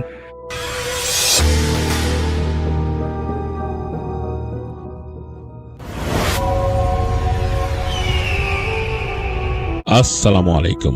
আপনাদের সবাইকে সাদর আমন্ত্রণ জানাচ্ছি। আমি আহমেদ বাবু। কেমন আছেন আপনারা? আশা করি সবাই ভালো আছেন। আমি আল্লাহর রহমতে ভালো আছি, আলহামদুলিল্লাহ। এই ঘটনাটি আমাদের সাথে শেয়ার করেছেন আমাদের সবার প্রিয় ডাক্তার এইচ। বর্তমানে তিনি নর্থ আমেরিকায় রয়েছেন, আর তিনি তার মধ্যপ্রাচ্যে কর্মরত জীবনের একটা স্মৃতি কথা উল্লেখ করতে গিয়ে এই ঘটনাটি আমাকে শেয়ার করেছেন। তো সেই সময় 2000 সালের কথা। তখন তিনি মধ্যপ্রাচ্যের সৌদি আরবের কোনো একটা অঞ্চলে চাকরি করতেন। স্পেসিফিক জায়গাটার কথা বলবো না, কোনো একটা গ্রামে চাকরি করতেন। আর তিনি বলেছেন ওই সময় ওই গ্রামগুলোকে কানেক্ট করার জন্য এত পাকা রাস্তা ছিল না, সব গ্রামে ওইভাবে কানেক্টিভিটি আসে নাই তখনও। অনেক গ্রামেই যেতে হতো একেবারে এই মরুভূমির উপর দিয়ে। অনেকেই ফোর হুইল ড্রাইভ গাড়ি চালিয়ে যেত। আর বড় বড় ট্রাক যখন যেত ওখান দিয়ে, তখন নাকি তাদের একটা সমস্যা হতো, যেটা হতো যে মরুভূমিতে তাদের টায়ার প্রেশার নাকি নর্মাল রাখলে সেই ট্রাক আটকে যেত বালিতে। তো তারা যেটা করতো, যখন রাস্তা থেকে মরুভূমিতে নামতো টায়ার প্রেশার কমিয়ে দিত। তাদের প্রত্যেকটা টায়ারে টায়ার প্রেশার কমিয়ে তারপর নামতো, আর এরপর সে ট্রাক চালিয়ে তারা চলে যেত সেই সব গ্রামে। তো ডাক্তার এইচ এরকম একটা গ্রামে তিনি কর্মরত ছিলেন মেডিকেল অফিসার হিসেবে। তো সেটা ছিল মূল যে রাস্তা, যেখান থেকে মূল হাইওয়ে ওঠে, সেখান থেকে প্রায় 80 কিলোমিটার দূরে, একেবারে মরুভূমি পার হয়ে একটা জায়গায় ছোট একটা গ্রাম। তো সেই গ্রামে বেশ অনেক মানুষ বাস করতো, কিছু বাঙালিও বাস করতেন সেখানে। তারা ওই যে পশু পালনের সাথে যুক্ত ছিলেন। আর সেখানে কিছু ব্যবসায়ীও বাস করতেন, যারা ওখানে বিভিন্ন রকমের ব্যবসা করতেন। তো এর মাঝে একজন ব্যবসায়ী ছিলেন, তিনি শহর থেকে গম নিয়ে আসতেন, গম এনে এখানে বিক্রি করতেন। তো এই গম আনা নেওয়ার কাজে তার একজন ট্রাকার প্রয়োজন ছিল। সেই ট্রাকার হিসাবে একজন বাঙালি কাজ করতেন, ছদ্মনাম দিয়ে দেওয়া হলো, তার নাম মকবুল লিখেছেন আমাদের ডক্টর এইচ, আমি মকবুল হিসাবে বলছি। তো সেই মকবুল ওই ভদ্রলোকের জন্য যেতেন, শহর থেকে গম নিয়ে আবার আসতেন এবং তার গোদাম থেকে সেই গমগুলো বিক্রি করা হতো।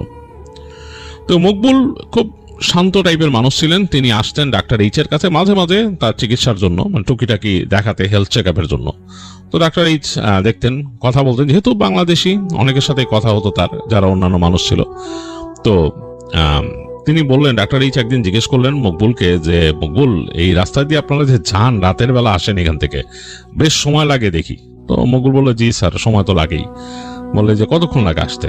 তো বলে যে, স্যার ট্রাক তো অনেক ভারী জিনিস, আর ওই যে রাস্তার থেকে নামার পরে হাওয়া কমাই দিতে হয়, তো তখন আরো মানে বসে যায় ট্রাক, মানে আরো মাটি কামড়ায় ধরে, তো এর মধ্যে দিয়ে আস্তে আস্তে অনেক সময় লাগে। তো ডাক্তার এইচ বললেন, ভয় লাগে না? তো হাসতেছে মকবুল, বলে, ভয় তো স্যার লাগেই, কিছু তো ভয় আছে এখানে, একেবারেই নীরব নিথর।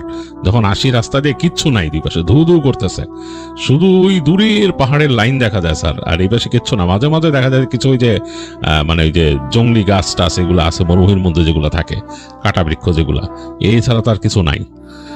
তো ডাক্তার বললেন যে, হ্যাঁ আমিও প্রায় দেখি, আমি মাঝে মাঝে বিকালবেলা হাঁটতে বেরোই যখন নাকি আমাদের এই পুরো এই গ্রামের সীমানায় চলে যাই, তখন দেখি দূরে আর কিছুই দেখা যায় না, শুধু মরু আর মরু। তো আমি এই জন্য চিন্তা করি, ওই যে যান রাত্রেবেলা বা আসেন এখান দিয়ে, মানে কেমন লাগে? তো তিনি বললেন যে, হ্যাঁ স্যার, আসলেই ভয় লাগে। তো বলে, ভয়টায় পাইছেন কখনো? ডাক্তার এইচ, আবার আপনারা সবাই জানেন ডাক্তার এইচ বিভিন্ন সময় তিনি যখন ঘটনা বলতেন, তিনি উল্লেখ করেছেন যে তার এইসব ব্যাপারে, মানে এই প্যারানর্মাল ব্যাপারে বেশ আগ্রহ। তো তিনি তাকে জিজ্ঞেস করলেন, সেই মকবুল সাহেবকে, যে ভয়টায় পাইছেন নাকি কখনো? মকবুল বলে যে, ভয় পাইছি মানে স্যার, কিসের ভয়? বলে, এই জিনভূত কিছু দেখছেন নাকি? না স্যার, আমি দেখি নাই, তবে আমার আগে যে মিশরীয় ছিল সে দেখছেন, নাম হাসান। বলো মানে? বলে যে, হ্যাঁ ও দেখছে। শিওর? ডাক্তার জিজ্ঞেস করে, শিওর দেখছে? বলে, হ্যাঁ। বলেন ঘটনাটা বলেন। মকবুল যিনি ছিলেন তখন, তিনি শেয়ার করলেন ডাক্তার এইচকে ঘটনাটা। ওই হাসান যিনি ছিলেন, ট্রাক চালাতেন এখানে, এই মালিকের আন্ডারেই তখন কাজ করতেন। তো হাসান এরকম শহর থেকে গম নিয়ে লোড করে আসতেন। তো আস্তে আস্তে শহরের মধ্যে বেশ খানিকটা সময় চলে যেত। বাই দ্য টাইম তিনি ওই হাইওয়ে ক্রস করে এই মরুভূমির কাছে চলে আসতেন, তখন 8টা-9টা বেজে যেত রাত। তো ওখানে এসে ওই মরুভূমিতে নামার আগে চাকার যে হাওয়া সেটা কমায় দিতেন, তিনি লো প্রেশার করে ফেলতেন। লো প্রেশার করে তারপর সে ট্রাক নিয়ে আস্তে আস্তে আসতেন। তো বেশ তখন মানে সময় লাগতো, মানে ট্রাক এত দ্রুত এগোতো না। তো একদিন হাসান এরকম আসতেছেন ওখানে গম নিয়ে। তো এরকম রাস্তা দিয়ে আস্তে আস্তে তার বেশ সময় গেছে, এবং ওই দিনকার ওয়েদার ছিল একটু অন্যরকম, বেশ বাতাস, মানে বেশ উইন্ডি ওয়েদার, দমকা হাওয়া চলতেছিল। মানে মরুভূমির যে রাস্তা দিয়ে তিনি আসতেছিলেন, পাকা রাস্তা যেটা পিচ ঢালা রাস্তা, সেখানেও ধুলা উড়ে চলে আসতেছিল, মানে বেশ মানে বাতাস, বেশ তুফানি ওয়েদার আর কি যেটাকে বলে। তো তিনি ওটা দেখতে দেখতে আসতেছেন, আর বুঝতেছেন যে রাত তো হয়ে গেছে। এমনিও শহরের মধ্যে ওখান থেকে আসার সময় তার অনেক কি ছিল, তো বেশ রাত হয়ে গেছে। তো বুঝতেছে যে আজকে তো খবর আছে, দেখে মনে হচ্ছে যে বালি ঝড় আসবে, যেই অবস্থা, কারণ রাস্তার উপর চলে আসতেছে হলুদ হলুদ বালি, পুরা মানে রাস্তা ছেয়ে ফেলতেছে উঠে, আর এরকম বেশ দমকা হাওয়া এসে বাড়ি দিচ্ছে ট্রাকের মধ্যে। তো সে বুঝলো যে খবর আছে, কারণ যখন সে ট্রাক নিয়ে নামাবে মরুভূমিতে, তখন কিন্তু তার চাকার হাওয়া ছাড়তে হবে। তো নেমে কাজটা করতে হবে, বাতাস থাকবে, তার সাথে কোনো হেলবারও নাই। তো বুঝলো যে মানে মুখে স্কার্ফ ভালো মতো নেমে নামতে হবে, আর হাওয়া ছাড়তে হবে আস্তে আস্তে। আর যদি বালুঝড় এসে পড়ে তাহলে বিশাল সমস্যা। আর বালুঝড় না হলেও যদি এই দমকা হাওয়া চলতে থাকে, তখন নাকি একটা ব্যাপার ঘটে, মরুভূমির পথে রাতের বেলা চেনা খুবই দুষ্কর। কারণ এই যে ডুনগুলা আছে, মানে বালিয়াড়িগুলা, এই বালিয়াড়িগুলা নাকি একবার এক এক ফরম্যাট নেয়। মানে ওই যে বালি যখন উড়ে এক জায়গা থেকে অনেক দূরে নিয়ে ফেলে, তখন ওই জায়গায় একটা উঁচু ঢিবির মতো হয়ে যায়। তো বিশাল সমস্যা। তো এগুলো আবার হাসান জানতো, আর হাসান তো আসলেও ইজিপশিয়ান, তো তার এগুলোর সাথে আরো পরিচয় আছে। তো সে বুঝলো যে আজকে সমস্যা আছে, মানে আমার যেতে 12টা বাজবে। তো যাই হোক, এই হাসান চালাতে চালাতে ট্রাক চালাতে চালাতে চলে আসলো তার নির্দিষ্ট স্থানে, এখান থেকে নামতে হবে। ওখানে জাস্ট একটা ছোট্ট সাইন দেওয়া আছে যে জায়গায় নেমে যাওয়ার জন্য আর কি। তো সে ট্রাক নিয়ে আস্তে করে নেমে গেল। বালিতে নেমেই সে একটু সামনে গিয়ে তার ইমার্জেন্সি লাইট দিয়ে ট্রাক থেকে নামলো। দেখলো ঠিকই বাতাস বেশ বইতেছে। তো হাসান তার মুখটা স্কার্ফ দিয়ে ঢেকে ফেললো, ভালো মতো স্কার্ফ দিয়ে ঢেকে সে গেল তার ওই যে প্রেশার গেজ আর নিয়ে ওই ছাড়তে, বাতাস ছাড়তে। আর বাতাস বাড়াইতে হলে অবশ্য কোনো সমস্যা নাই, এখানে আলাদা পাম্প আছে, অটোমেটিক পাম্পগুলো আছে ট্রাকের মধ্যেই থাকে, সেটা দিয়েই বাতাস দিতে পারে তারা, ওইটা অসুবিধা হয় না। কিন্তু বাতাস ছাড়তে গেলেই একটা সমস্যা, ওই গেজ নিয়ে নামতে হয়, মেপে মেপে ছাড়তে হয়। তো বেশ খানিকটা সময়, 10টা চাকা, বেশ ঝামেলা আর কি। তো হাসান কাজ শুরু করলো, আস্তে আস্তে বাতাস ছাড়তেছে, এর মধ্যে বালি কিন্তু বেশ উঠতেছে আশেপাশে। বুঝলো যে দমকা বালির হাওয়া, মানে স্যান্ডস্টর্ম ঠিক না, বাট দমকা হাওয়ার সাথে সাথে বালি মুভ করতেছে এবং শব্দ হচ্ছে হু হু করে। হাসানের কাছে একটু অস্বস্তি লাগলো যে এর মধ্যে দিয়ে কেমনে যাবে, কি করবে, বুঝতেই পারতেছে না সে। তো বাতাস ছাড়তে ছাড়তে এই পুরো সব চাকা যখন নাকি সে একটু কমাই দিল এয়ার প্রেশার, ততক্ষণে কিন্তু আরো রাত হয়ে গেছে, বেশ বেশ রাত। সামনে যতদূর সে দেখতেছে এই বালির উড়াউড়ি, আকাশের আলো বেশ খানিকটা কমে গেছে মেঘে ঢেকে। সামনে যতদূর দেখা যাচ্ছে ঘোলাটে একটা ওয়েদার টাইপের জিনিস, আর দূরের কিছু ওই যে কাটা ঝোপ এগুলো ছাড়া কিছু দেখা যায়, ওরা নড়তেছে বাতাসে বেশ। তো হাসানের একটা আন্দাজ আছে সে কোন দিকে যাবে, এটা তার এমনিও তার ট্রাকের মধ্যে কম্পাস আছে। তো সে আস্তে করে যে ট্রাকে উঠলো, উঠে ট্রাক স্টার্ট দিল, হেডলাইট জ্বালালো, চলতে শুরু করলো সামনে।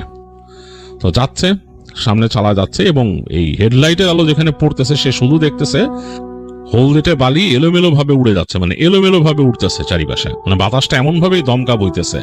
আর তার উইন্ডশিল্ডের দিকে বালি উড়ে উড়ে আসছে, সেটাও দেখা যাচ্ছে হেডলাইটের আলোতে, কারণ খুব তীক্ষ্ণ হেডলাইট পড়ছে।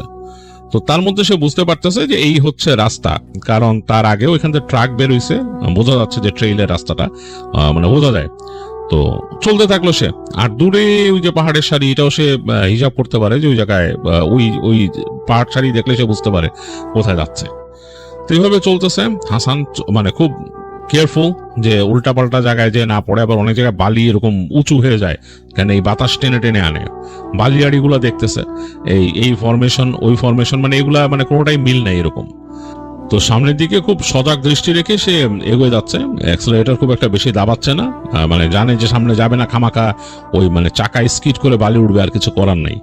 তো খুব সাবধানে আস্তে আস্তে, মানে অনেক সময় নিয়ে যেতে হবে এতটুকু রাস্তা, 80 কিলোমিটার অল্প স্পিডে কিন্তু অনেক অনেক সময়, টাইম কনজিউমিং। তো হাসান যেতে যেতে তার চোখ ধরে আসছে, মানে চোখটা ধরে আসছে কেমন জানি, মানে এক নাগাড়ে ড্রাইভ করতেছে। তো একে তো মেইন রাস্তাও ড্রাইভ করছে এতক্ষণ, আর এই লম্বা টাইমটা মরুভূমি দিয়ে ড্রাইভ করতেছে।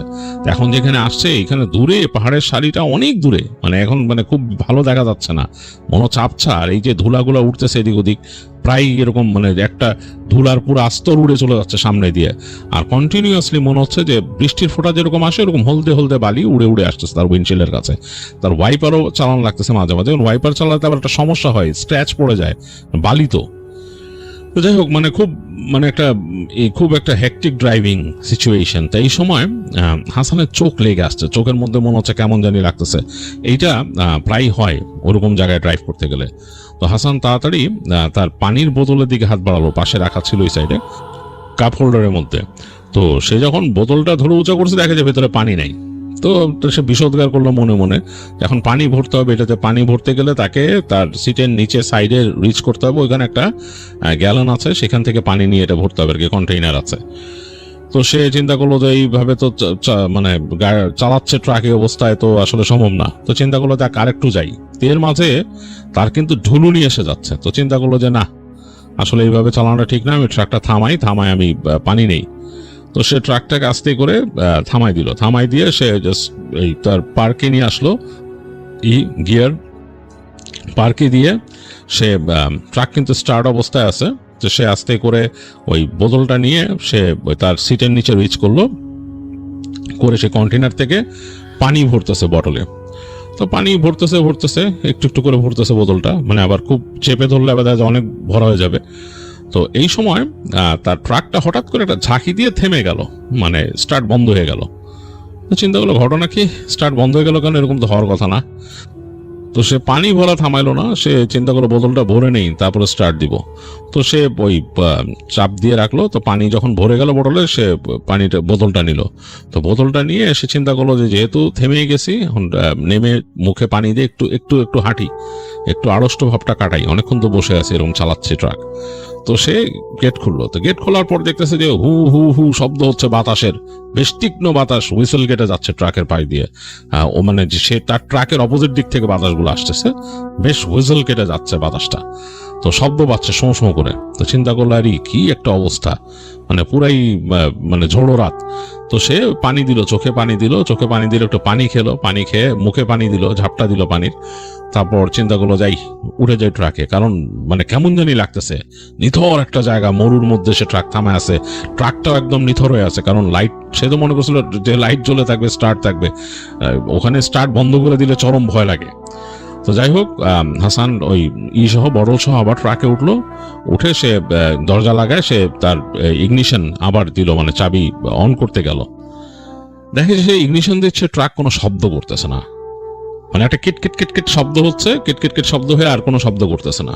তো এটার সাথে হাসান পরিচিত যে এই সমস্যাটা সাধারণত হয় যে কোনো ইলেকট্রিক্যাল সমস্যা থাকলে, অথবা কোনো ইলেকট্রিক্যাল তারের মধ্যে কোনো প্রবলেম হলে, অথবা ব্যাটারি যদি একদম প্রায় মানে পুরো ডিসচার্জ হয়ে যেয়ে থাকে। তো চিন্তা করলো যে ব্যাটারি ডিসচার্জ হয়ে গেছে, কি কারণে হতে পারে? একটা হতে পারে তার যে ট্রাকের অল্টারনেটার আছে, সেটা হয়তো অল্টারনেটার কোনো কারণে যদি খারাপ হয়ে থাকে, এই কারণে হয়তো ব্যাটারি সাপোর্টে অনেকক্ষণ ছিল, হঠাৎ করে চলে গেছে। তো যাই হোক, এখন উপায় আছে, যদি আরেকটা ভেহিকেল পাইতো জাম্প স্টার্ট নেওয়া, মানে ওইটার ব্যাটারি দিয়ে এটাকে জাম্প দিত, জাম্প দিয়ে স্টার্ট করতো। তো এইখানে তো কেউ নাই, একদম রাত, ইস্যুতি রাত। সে ঘড়ির দিকে তাকায় দেখলো রাত 1টা বাজে, মানে এখানে তারা কি স্টার্ট দিবে, এখানে জাম্প স্টার্ট দিবে। আর বাতাস যেরকম ঝড়ো হাওয়া বইতেছে, কোনো ভেহিকেল নাই, কিচ্ছু দেখা যাইতেছে না। আর ট্রাকে তো লাইটও জ্বলতেছে না কোনো, মানে সে লাইটই জ্বালাইতে পারতেছে না, মানে সে বুঝতে পারছে যে ব্যাপারটা ব্যাটারি সংক্রান্ত সমস্যা। তো হাসান একটু ভয় পেয়ে গেছে, কারণ এই রাতের বেলা সে এখন কই যাবে। তো চুপচাপ বসে আছে বোকার মতো ট্রাকের ভিতরে, আর ওই বাতাসের শব্দ শুনতেছে, হুইজলিং। একটু পরে সে খেয়াল করলো তার উইন্ডশিল্ডের ওখান দিয়ে দূরে দেখা যাচ্ছে একটা আলোর মতো, মানে মনে হচ্ছে যে আলো ওখানে নড়াচড়া করতেছে, ওঠানামা করতেছে। তো সে অনেকক্ষণ খেয়াল করলো যে আলোটা কিসের হতে পারে, ভালো মতন খেয়াল করার চেষ্টা করলো। আর মরুভূমিতে রাতের বেলা কিন্তু বেশ ঠান্ডা হয়ে যায়, বেশ ঠান্ডা হয়ে গেছে। হাসান তার জ্যাকেট ছিল, জ্যাকেটটাও গায়ে চাপায় নিয়েছে। তো তাকায় সে ভালো মতন দেখার চেষ্টা করলো যে আলোটা কিসের, দূরে দেখা যাচ্ছে আলো ওঠানামা করতেছে। তখন সে খেয়াল করলো যে এইটা মনে হচ্ছে কোনো আগুন, মানে মোস্ট প্রবাবলি এখানে কেউ আগুন জ্বালছে, সেটার থেকেই মনে হয় এই আলোটা দেখা যাচ্ছে। হাসান চিন্তা করলো যাবে নাকি ওদিকে, যে কথা বলবে নাকি ওদের সাথে, হইতে পারে যে ওদের মানে গাড়ি থাকতে পারে বা এসইউভি থাকতে পারে, সেখান থেকে যদি সে একটা জাম্প নিতে পারে তাহলেই তো হলো। তো চিন্তা করে সে চিন্তা করলো না, সে যাবে। তো সে তার ফ্ল্যাশ লাইটটা নিল, আর ট্রাকের থেকে চাবিটা খুলে নিল, নিয়ে সে ট্রাকটারে বন্ধ করলো, করে হাঁটা দিল ওদিকে যেদিকে আলোটা দেখছে। তো ট্রাক তো একটু উঁচু, ওখান থেকে আলোটা ভালো দেখা গেছে, এখান থেকে তেমন একটা দেখা যাচ্ছে না। সে আন্দাজ করে নিছে ওই দিকে আছে। তো হেঁটে যাচ্ছে মরুভূমির মধ্যে দিয়ে, তার ট্রাকটা দাঁড়ায় আছে, সে দেখতে পাচ্ছে, মানে ঘুরে একবার তাকায় দেখলো যে ট্রাকটা দাঁড়ায় আছে। ট্রাকটাকে দেখেও কেমন জানি কিম্ভূত কিমাকার লাগতেছে, একটা দানবীয় আকৃতির জিনিস দাঁড়ায় আছে, কোনো আলো জ্বলতেছে না, উপরে ওই যে দিয়ে ঢাকা, তিরপল দিয়ে ঢাকা। তো মায়াও লাগতেছে, ট্রাকটাকে সে খুব পছন্দ করে। যাই হোক, সে ট্রাকের দিকে একবার তাকে আবার হাঁটলো, হেঁটে যে যাচ্ছে সামনের দিকে, এরই তার ভয় লাগতেছে, কারণ বাতাস বয়ে যাচ্ছে, বালু উড়ায় নিয়ে যাচ্ছে সামনে দিয়ে, এবং মনে হয় বালিটা এমন ভাবে যায়, এটা একটু ভয় লাগে। যখন ফ্ল্যাশ লাইট সে নিভাই দিতেছে, কিন্তু হাসান মাঝে মাঝে ফ্ল্যাশ লাইট নিভাইতেছে, ফ্ল্যাশ লাইট জ্বালায় রাখলে মনে হয় কি যে কেউ একজন দৌড় দিয়ে আসছে সামনে, এসে ডানে বামে তাকায় আবার দৌড় দিল, এরকম লাগে। বালিগুলো এমন ভাবে যায়, মানে ঠিক এইভাবে বালিগুলো যায় মরুভূমির মধ্যে রাতের বেলা, যখন এরকম যায়, একটু ঝড়ো হাওয়া থাকে, মনে হয় কি দৌড় দিয়ে সামনে এসে কেউ দাঁড়ায়, এরকম ডানে বামে তাকায় আবার দৌড় দিল। তো এটা হাসানের কাছে ওরকম লাগতেছে, তো এর জন্য সে ফ্ল্যাশ লাইট আবার নিভাই দেয় তাড়াতাড়ি। তো মানে ভয় লাগে, হলদেটে বালি। তো যাই হোক, সে যাচ্ছে। তো যেতে যেতে এবার সে দূর থেকে দেখতে পাচ্ছে যে আলোর একটা এরকম আভা উঠতেছে। সে বুঝলো যে হ্যাঁ, সে ঠিক জায়গায় যাইতেছে। তো হাঁটতে হাঁটতে একটা এরকম ডুনের ওই পাশ থেকে আসতেছিল, মানে একটা বালিয়াড়ির ওই পাশ থেকে আলোটা আসতেছিল। তো সে ওই ডুনের উপর উঠে গেছে, তার প্রায় মানে তার যে পায়ের ঘোড়ালি, সেটার থেকে আরেকটু বেশি ডুবে গেছে ওখানে, ডুনের ওখানে ওঠার পরে। উঠে দেখতেছে পায়ের মধ্যে বালি ঢুকছে, জুতার মধ্যে অস্বস্তি লাগতেছে। তো ডুনের উপর উঠে সে দেখতেছে দূরে একটা এরকম ক্যাম্প ফায়ার, আর তার পাশে একটা তাঁবু, এবং তাঁবুর যে মানে কাপড়টা এটা হচ্ছে কালো রঙের তাঁবু। মানে এটা একটু অবাক লাগলো তার কাছে যে কারা ভালো এরকম কালো রঙের তাঁবু করছে এখানে। তো আছে বেদুইনরা থাকে ওখানে, অনেকের অনেক রকম খেয়াল। তো চিন্তা করলে হতে পারে বেদুইনদের কোনো গোষ্ঠী, হয়তো ওরা এইভাবেই তাও বানায়। তো চিন্তা করতে করতে হাসান আস্তে করে বালিয়াড়ি থেকে নেমে হাঁটা ধরলো ওদিকে, একটু উঁচুতে ছিল তো, নেমে নেমে যাচ্ছে ওদিকে। তো আরো কাছে আসছে সে বালিয়াড়ির কাছে, তো ওখান থেকে দেখতেছে যে ওইখানে ওই যে ক্যাম্প ফায়ার তৈরি করছে ওইটার মধ্যে কিছু মানুষ বসে আছে, বসে তারা ওইখানে করতেছে বারবিকিউ টাইপের আর কি, ওই যে মানে ছাগল বা ভেড়ার মাংস পোড়ায় পোড়ায় ওখানে খাবে আর কি, রেডি করতেছে। তো দেখতেছে সবাই বেদুইনের মতো ড্রেস পরা আর মুখটা এরকম ঢাকা, মানে এই দিয়ে। এইটা দেখে একটু অস্বস্তি লাগলো হাসানের, মুখ ঢাকা কেন, আবার এখানে ডাকাত টাকাত নাকি। তো চিন্তা করলো যে না, এখন এখানে কে ডাকাতি করতে আসবে এরকম সময়, এরা কি হুদাই এই সময় কে কেউগুলো করে নাকি, এই চিন্তা করতে করতে সে আরো সামনে গেল। তো সামনে গিয়ে সে ডানে বামে তাকাচ্ছে যে তাঁবুর আশেপাশে কোনো মানে এসইউভি বা কিছু রাখা আছে নাকি, দেখতেছে কোনো গাড়ি ঘোড়া নাই, তাঁবুর আশেপাশে কিছু নাই। তো হাসানের কাছে কি যেন একটা অড লাগতেছে, মানে something is odd about this tent, মানে কিছু একটা অড আছে এখানে। তো সে হাঁটতে হাঁটতে সে ওই ইসের কাছে এসে সালাম দিল ওই তাঁবুর মানুষদেরকে দূর থেকে, যাতে তারা হঠাৎ করে তাকে আবিষ্কার না করে। তো সে সালাম দেওয়ার সাথে সাথেই তাকে দেখলো যে তারা উত্তর দিল সালামের, আর বলল যে চলে আসো মুসাফির, তুমি কি পথ হারায় ফেলছো নাকি এখানে? তো হাসান তখন বললো আরে না, পথ হারাই নেই, আমি যাচ্ছিলাম আমার কাজে, আমি এই তো এখানে গ্রাম, ওই গ্রামে যাব আমার মালপত্র নিয়ে ট্রাকে, তো ট্রাকটা হঠাৎ করে বন্ধ হয়ে গেছে, তো খুব একলা ওইখানে মানে পুরো আটকায় গেছি, তো ভয় লাগতেছিল রাস্তার মধ্যে কি করব, মানে বুঝে পাচ্ছিলাম না, ওই ট্রাকেই বসতে হবে।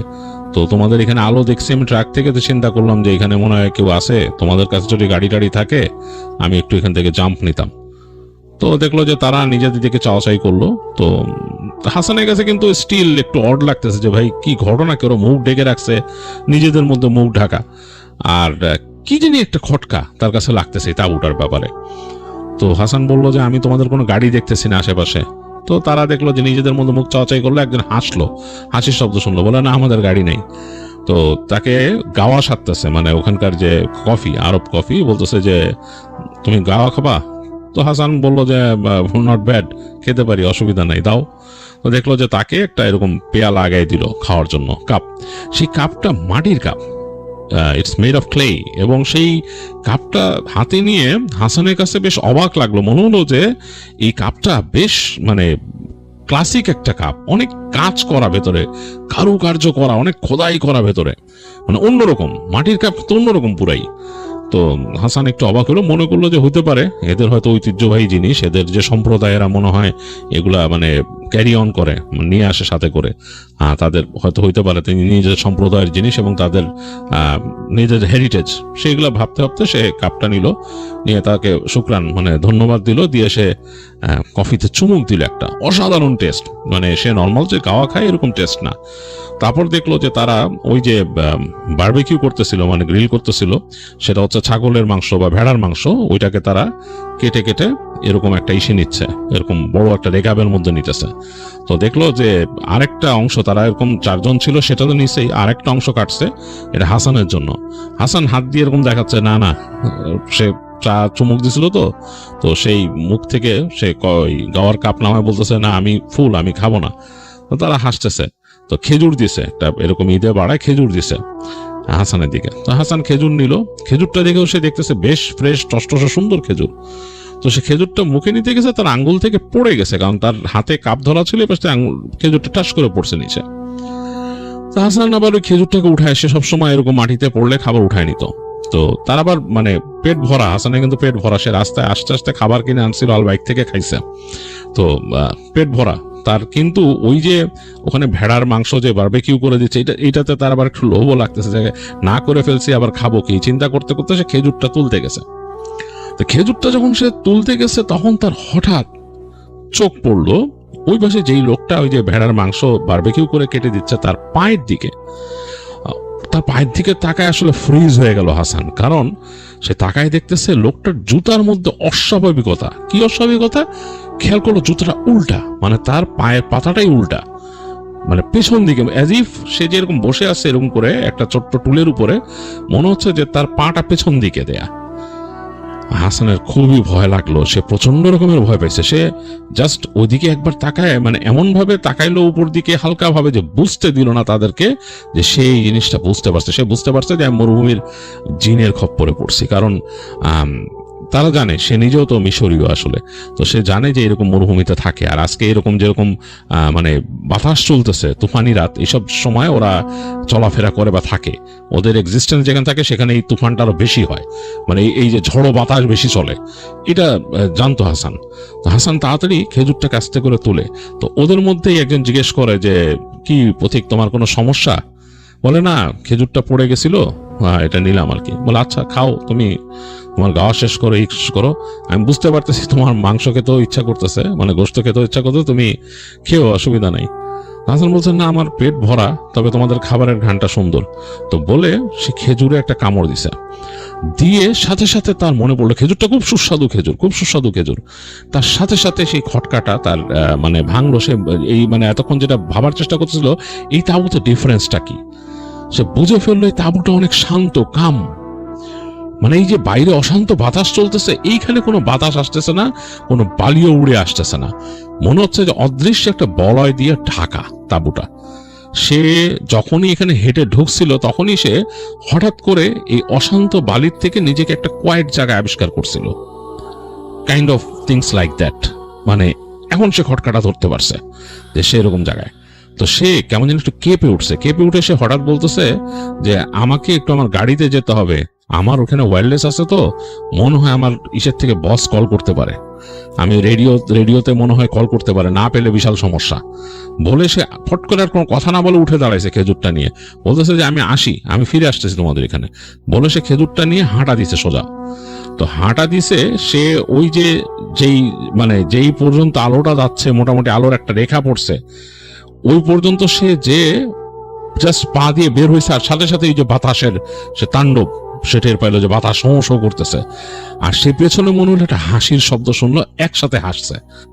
মানে এই যে চারজন বসা, চারজন একসাথে যদি হেসে উঠে, লাইক বন্ধুরা যদি খুব কোনো ব্যাপারে মজা পেয়ে একসাথে হেসে উঠে বন্ধুরা কিছু দেখে, ওইরকম হাসির শব্দটা। কিন্তু হাসানের কাছে কিন্তু ভয় লাগছে এই হাসির শব্দটা। সে কিন্তু এটাকে নিছক আনন্দময় হাসি যে দিছে তারা, সেটা সে ভাবে নাই। সে কারণ সে যখন বের হয়ে আসছে তখন হঠাৎ করে সেই দমকা বাতাসটা পাইছে, আর সাথে সাথে ওরা হাসতেছে পিছনে। তো হাসান বুঝতে পারছে, তার সাথে সাথে মনে পড়ছে যে ওই লোকটার পায়ের কথা, ওই যে খাবার বাড়তেছিল। তো সে জাস্ট মানে এটা নিজের মনের ইচ্ছার বিরুদ্ধেও সে একবার পেছন ফিরে একটু তাকায় দেখতেছে সে যে ওই চারজনের চোখ জ্বলতেছে, মানে যে মুখটা তো ঢেকে রাখছিল, চোখটা জ্বলতেছে, এবং ওই চোখ মনে হচ্ছে যে অনেকটা ফ্লোরোসেন্ট কালার চোখের চারপাশে, এরকম মানে পুরোপুরি যে চোখটা পশুর মতো জ্বলে সেরকম না, মনে হচ্ছে একটু ফ্লোরোসেন্ট কালারের মতো। অবাক কাণ্ড। এবং সে অবাক হয়ে দেখলো যে এখন চারজন না, ওখানে তিনজন আছে। মানে ব্যাপারটা হঠাৎ করে এমন স্ট্রেঞ্জ ভাবে হলো যে মনে হলো তার চোখের একটা ব্লিঙ্কেই ওই চারজন তিনজন হয়ে গেল। এবং পরবর্তী সেকেন্ডে সে দেখলো যে সেই একজন মিসিং ছিল, সে তার থেকে 3-4 ফিট দূরে, যেখানে নাকি ওই তাঁবুর আলোটা, ক্যাম্পফায়ার আলোটা আসছে, ওইখানে দাঁড়ায় আছে। সে ওখান থেকে বললো, তাকে একটা নাম ধরে বলতেছে, হাসান তোমার ক্ষুধা লাগলে তুমি চলে এসো, ভয় পেও না। হাসান এত ভয় পেল সে ছেড়ে দৌড় দিল এখান থেকে, মানে একদম মানে জান প্রাণ নিয়ে দৌড় দিল। আর শুনলো যে পিছনে যে তার সাথে কথা বলছে সে হো হো করে হাসতেছে। তো সেই হো হো করে হাসির শব্দটা এমন ভাবে আসতেছে যে মনে হচ্ছে ঢেউয়ের মতো বারবার মানে বাড়ি খেয়ে খেয়ে তার কানের কাছে যাচ্ছে, এবং তার কানের কাছে মনে হচ্ছে ফিস ফিস করে যাচ্ছে। মানে হাসান আসলে মানে তার ওখানে মনে হচ্ছে বেহুশ হয়ে যাবে সেরকম একটা অবস্থা। সে দৌড়াচ্ছে, প্রাণপণে দৌড়াইতেছে তার আন্দাজে ট্রাকটা যেদিকে, আর সে জাস্ট দোয়া পড়া শুরু করলো মনে মনে। দোয়া পড়তে পড়তে পড়তে পড়তে সে চলে আসে ট্রাকের কাছে, দেখতেছে ট্রাকটা ওখানে আছে। তো সে একদম ঝাঁপায় পড়লো গেটের উপরে, গেটটা খুলে সে ঢুকে সাথে সাথে লক করে দিল। লক করে দিয়ে সে থরথর করে কাঁপতেছে, আর উইন্ডশিল্ডের বাইরে তাকাচ্ছে। উইন্ডশিল্ডের বাইরে সে বুঝতে পারতেছে না, হু করে শব্দ হচ্ছে বাতাসের, কিছু দেখা যাচ্ছে না যেহেতু হেডলাইট নাই। সে ট্রাই করলো আরো 2 বার ইগনিশন দেওয়ার, দেখলো ওই কাট কাট কাট কাট করে শব্দ হচ্ছে, আর কিচ্ছু হচ্ছে না, ট্রাকই হয়ে গেছে, মানে থেমে আছে এরকম। তো হাসান খুব ভয় পাইছে। সে কি করবে, সে তার যে সিটের পেছনে একটা এক্সট্রা জায়গা আছে, ওখানে যদি কেউ টায়ার্ড হয়ে যায় অনেক সময় ঘুমায় পেছনে গিয়ে। তো ট্রাকাররা অনেক সময় ট্রাক কোথাও থামায় নামায় দিয়ে ঘুমায়, তো ওই জায়গাটা আছে আর কি, পেছনে একটা ছোট্ট এরকম বিছানার মতো। হাসান তাড়াতাড়ি পেছনে চলে গেছে। পেছনে গিয়ে সে ওখানে একটা ছিল, তার একটা ব্ল্যাঙ্কেট ছিল, ব্ল্যাঙ্কেটটা টেনে নিয়ে, এমনি তো ঠান্ডা, তার মনে হইতেছে কাঁপুনি এসে গেছে শরীরে, সে ব্ল্যাঙ্কেটটা পেঁচায় সেখানে দোয়া পড়তে পড়তে, সূরা পড়তে পড়তে চুপচাপ শুয়ে আছে আর দোয়া পড়তেছে। কখন সে ক্লান্তিতে আসলে ঘুমায় গেছে তার সে বুঝতেই পারে নাই। তো হাসানের যখন ঘুম ভাঙছে তখন বেশ গরম লাগতেছে, এমনি তো জ্যাকেট পরা ছিল, তার উপরে ব্ল্যাঙ্কেট, আর ওই দিনের আলো মানে ছাড়ছে, তখন সূর্যের আলো ঢুকতেছে ট্রাকের ভিতরে। তো সে তাড়াতাড়ি উঠে যে সে সামনে তাকায় দেখলো তার যে সামনের হুড, ট্রাকের হুডের উপরে বেশ বালির স্তর জমে আছে।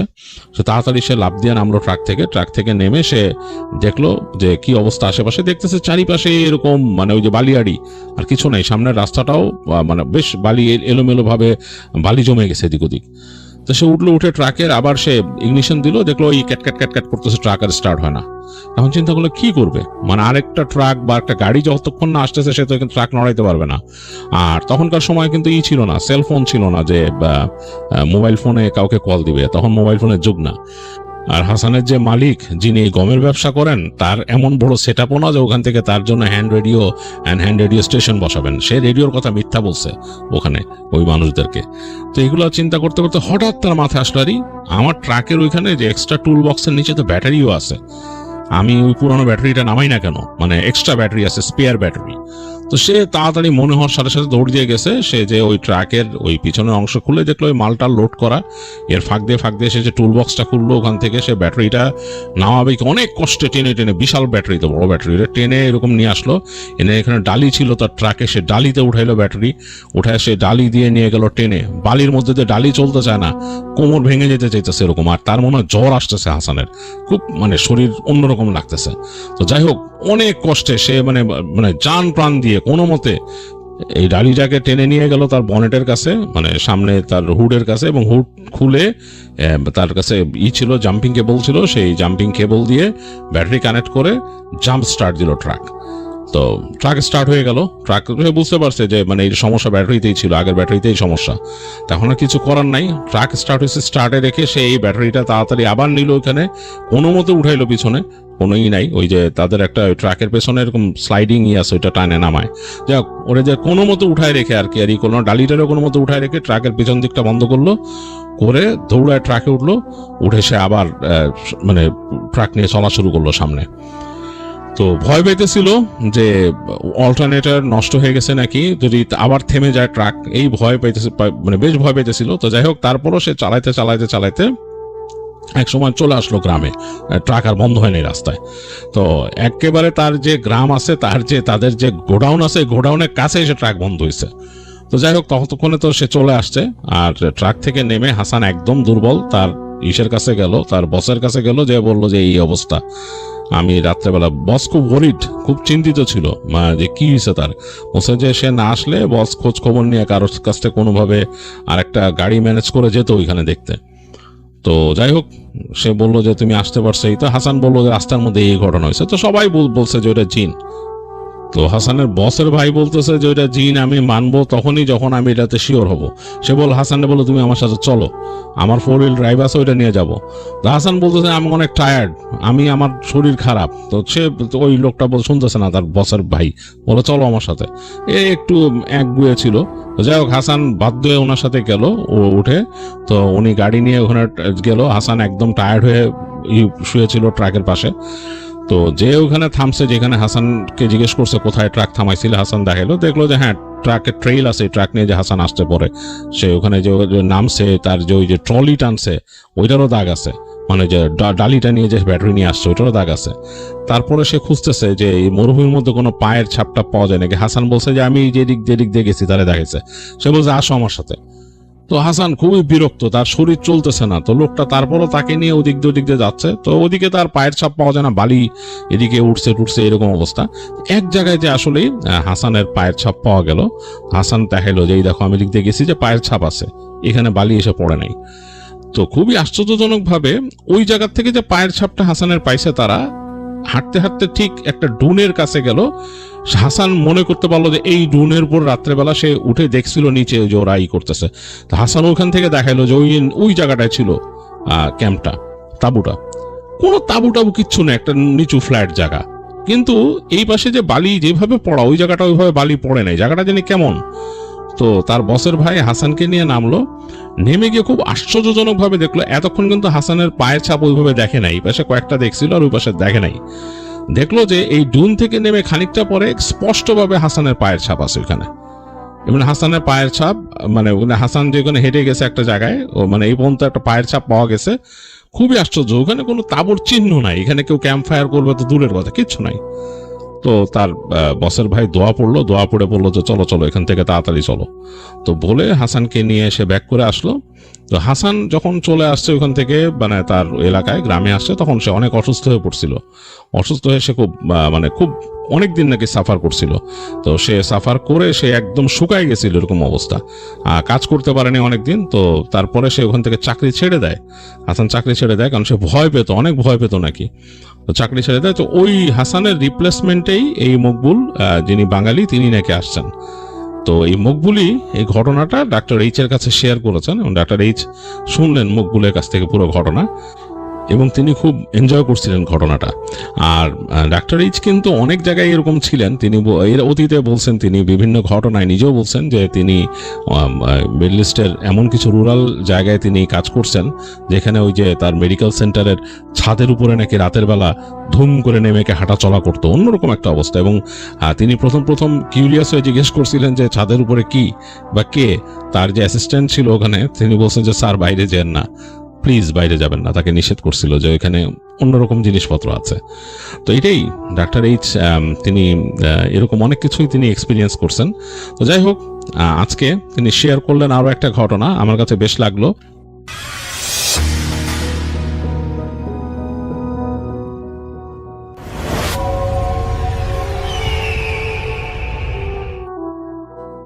এই ঘটনাটি আমাদেরকে যিনি পাঠিয়েছেন তার নাম মোহাম্মদ সিয়াম আলম। ওনার বাড়ি গাইবান্ধা জেলার সদর উপজেলার পুলিশ লাইন্স এলাকায়। ঘটনাটি ওনার নানার সাথে ঘটেছিল 1970-এর দশকের কোন একটা সময়। ওনার নানাই মূলত এই ঘটনাটি বিভিন্ন সময় অনেকের কাছে বলেছিলেন। ওনার নানার নাম চাঁদ মিয়া। ঘটনাটি যে সময়ে ঘটে সেই সময়ে নানার বয়স ছিল 35 থেকে 40-এর মধ্যে। নানা টিনের ব্যবসা করতেন। টিন কিনতে বা ব্যবসার কাজে তাকে প্রতি মাসে একবার বগুড়ায় যেতে হতো। তৎকালীন রাস্তাঘাট তো খুব একটা ভালো ছিল না। এমন রাস্তা ছিল কখনো পায়ে হেঁটে, কখনো ভ্যানে করে, কখনো গরুর গাড়িতে করে, আবার কখনো নৌকা দিয়ে নদী পার হয়ে যেতে হতো। নানা বগুড়ায় যাওয়ার ক্ষেত্রে এইভাবেই উনি যেতেন। বলে রাখা ভালো, গাইবান্ধা থেকে বগুড়ায় যেতে বর্তমানে কিন্তু বাসে 2 ঘন্টার মতো সময় লাগে। আর সেই 70-এর দশকের ওই সময়টাতে তখন রাস্তাঘাটের অবস্থা যা ছিল, তখন তো আরো বেশি সময় লাগবে, এটাই স্বাভাবিক। নানা কি করতেন, ফজর আজানের পরপরই নামাজ পড়ে বের হয়ে যেতেন। এরপর উনি ওনার গন্তব্যে গিয়ে কাজ সেরে আবার রাত 9টা কি 10টার মধ্যেই বাড়িতে চলে আসতেন। দীর্ঘ সময় কিন্তু একদম ফজরের পরে বের হয়ে গিয়ে কাজ সেরে আবার বাড়িতে চলে আসা। তবে সবসময় যে উনি আসতে পারতেন বিষয়টা এরকম না। কখনো রাত বেশি হয়ে গেলে গাইবান্ধা ও বগুড়ার মধ্যবর্তী একটি জায়গা রয়েছে গোবিন্দগঞ্জ নামে, এই গোবিন্দগঞ্জে ওনার এক আত্মীয়ের বাড়ি ছিল, সেখানে রাত্রে আর কি বিশ্রাম নিতেন, থাকতেন, এরপর বাড়িতে আসতেন।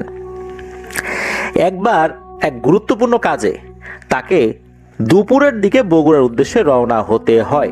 উনি কিন্তু ফজরের আজানের পর বেরোতেন, সেখানে উনি দুপুরের দিকে বাসা থেকে বের হয়েছেন। বগুড়ায় গিয়ে কাজ সারতেই তার রাত 8টার বেশি বেজে যায়। নানা তবুও রওনা করেন, ভেবেছিলেন গোবিন্দগঞ্জ পর্যন্ত এসে সেই আত্মীয়ের বাড়িতে রাতটা কাটিয়ে সকালে গাইবান্ধা চলে আসবেন।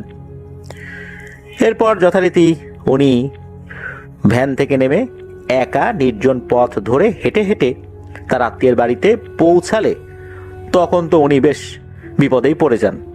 ওই সময় তো তার কাছে ঘড়ি ছিল না, সময় বলতে পারেন নাই। উনি যখন আত্মীয়ের বাড়িতে পৌঁছান তখন দেখেন সেই আত্মীয়ের বাড়িতে তালা দেয়া। মোবাইল ফোনেও তো প্রচলন ছিল না সেই সময়, আর আগে থেকে জানারও সুযোগ ছিল না। নিশ্চয়ই সেই আত্মীয়রা তারা কোথাও বেড়াতে গিয়েছে। আর আশেপাশে যে ঘর বাড়িগুলো রয়েছে সেগুলো কিন্তু অনেক দূরে দূরে। কার কাছে গিয়ে কি জিজ্ঞেস করবেন এটাও তো উনি বুঝতে পারছিলেন না। কি আর করা, রাত হয়ে গেছে, বাড়িতে তো যেতে হবে। উনি নদীর দিকে হাঁটতে থাকেন, কারণ এরপর ওনাকে নদীটা পাড়ি দিতে হবে। ওই সাইডে রয়েছে আত্রাই নদী। চাঁদনি রাত ছিল, পথ চিনতে নানার খুব একটা বেশি সমস্যা হচ্ছিল না।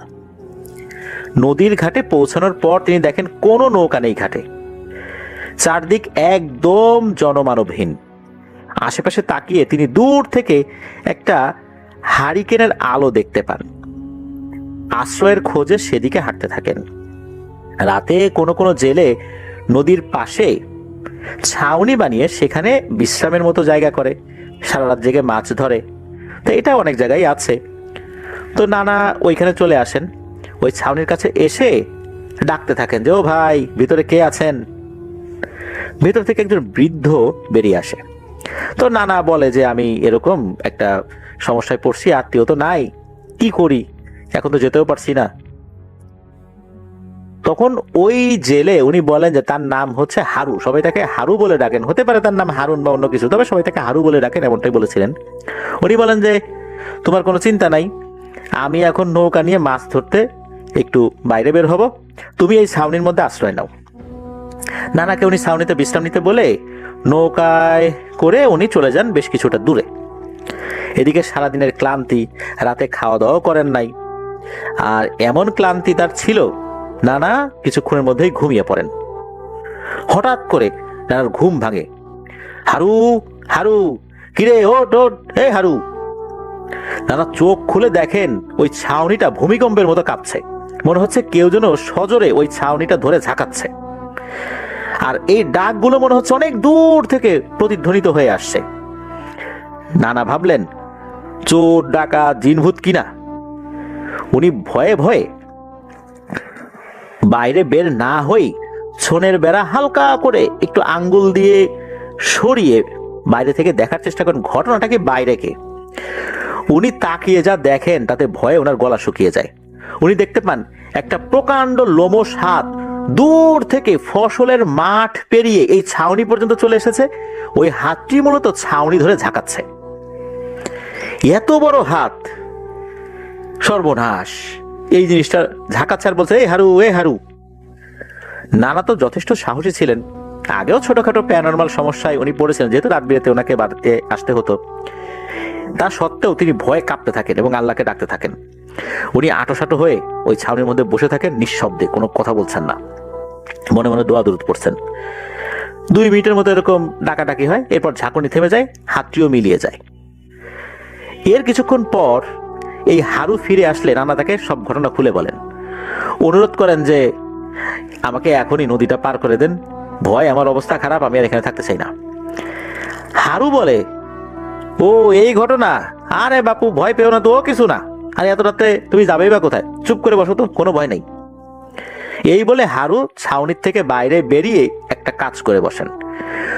ফসলের জমির যেই সাইড থেকে ওই যে লম্বা একটা হাত বেরিয়ে এসেছিল, ওইদিকে মুখ করে বলতে থাকেন, বড়দা, ও বড়দা, শুনতে পাচ্ছেন, ও বড়দা।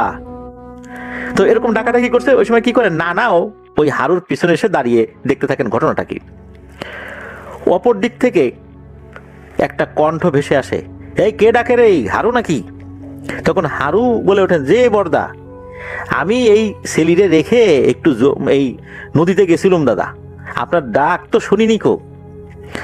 অপর দিক থেকে ভেসে আসে, ও তাই বল, এই সাওয়াল ডাকে আবার ভয় পাইছে কিনা, আবার আমি যে ডাকলো মরে বল, ভয় যেন না পায়। হারু বলে যে, জি বড়দা, একটু তো ভয় পাইছে, এই নতুন মানুষ, আপনাকে তো চেনে না।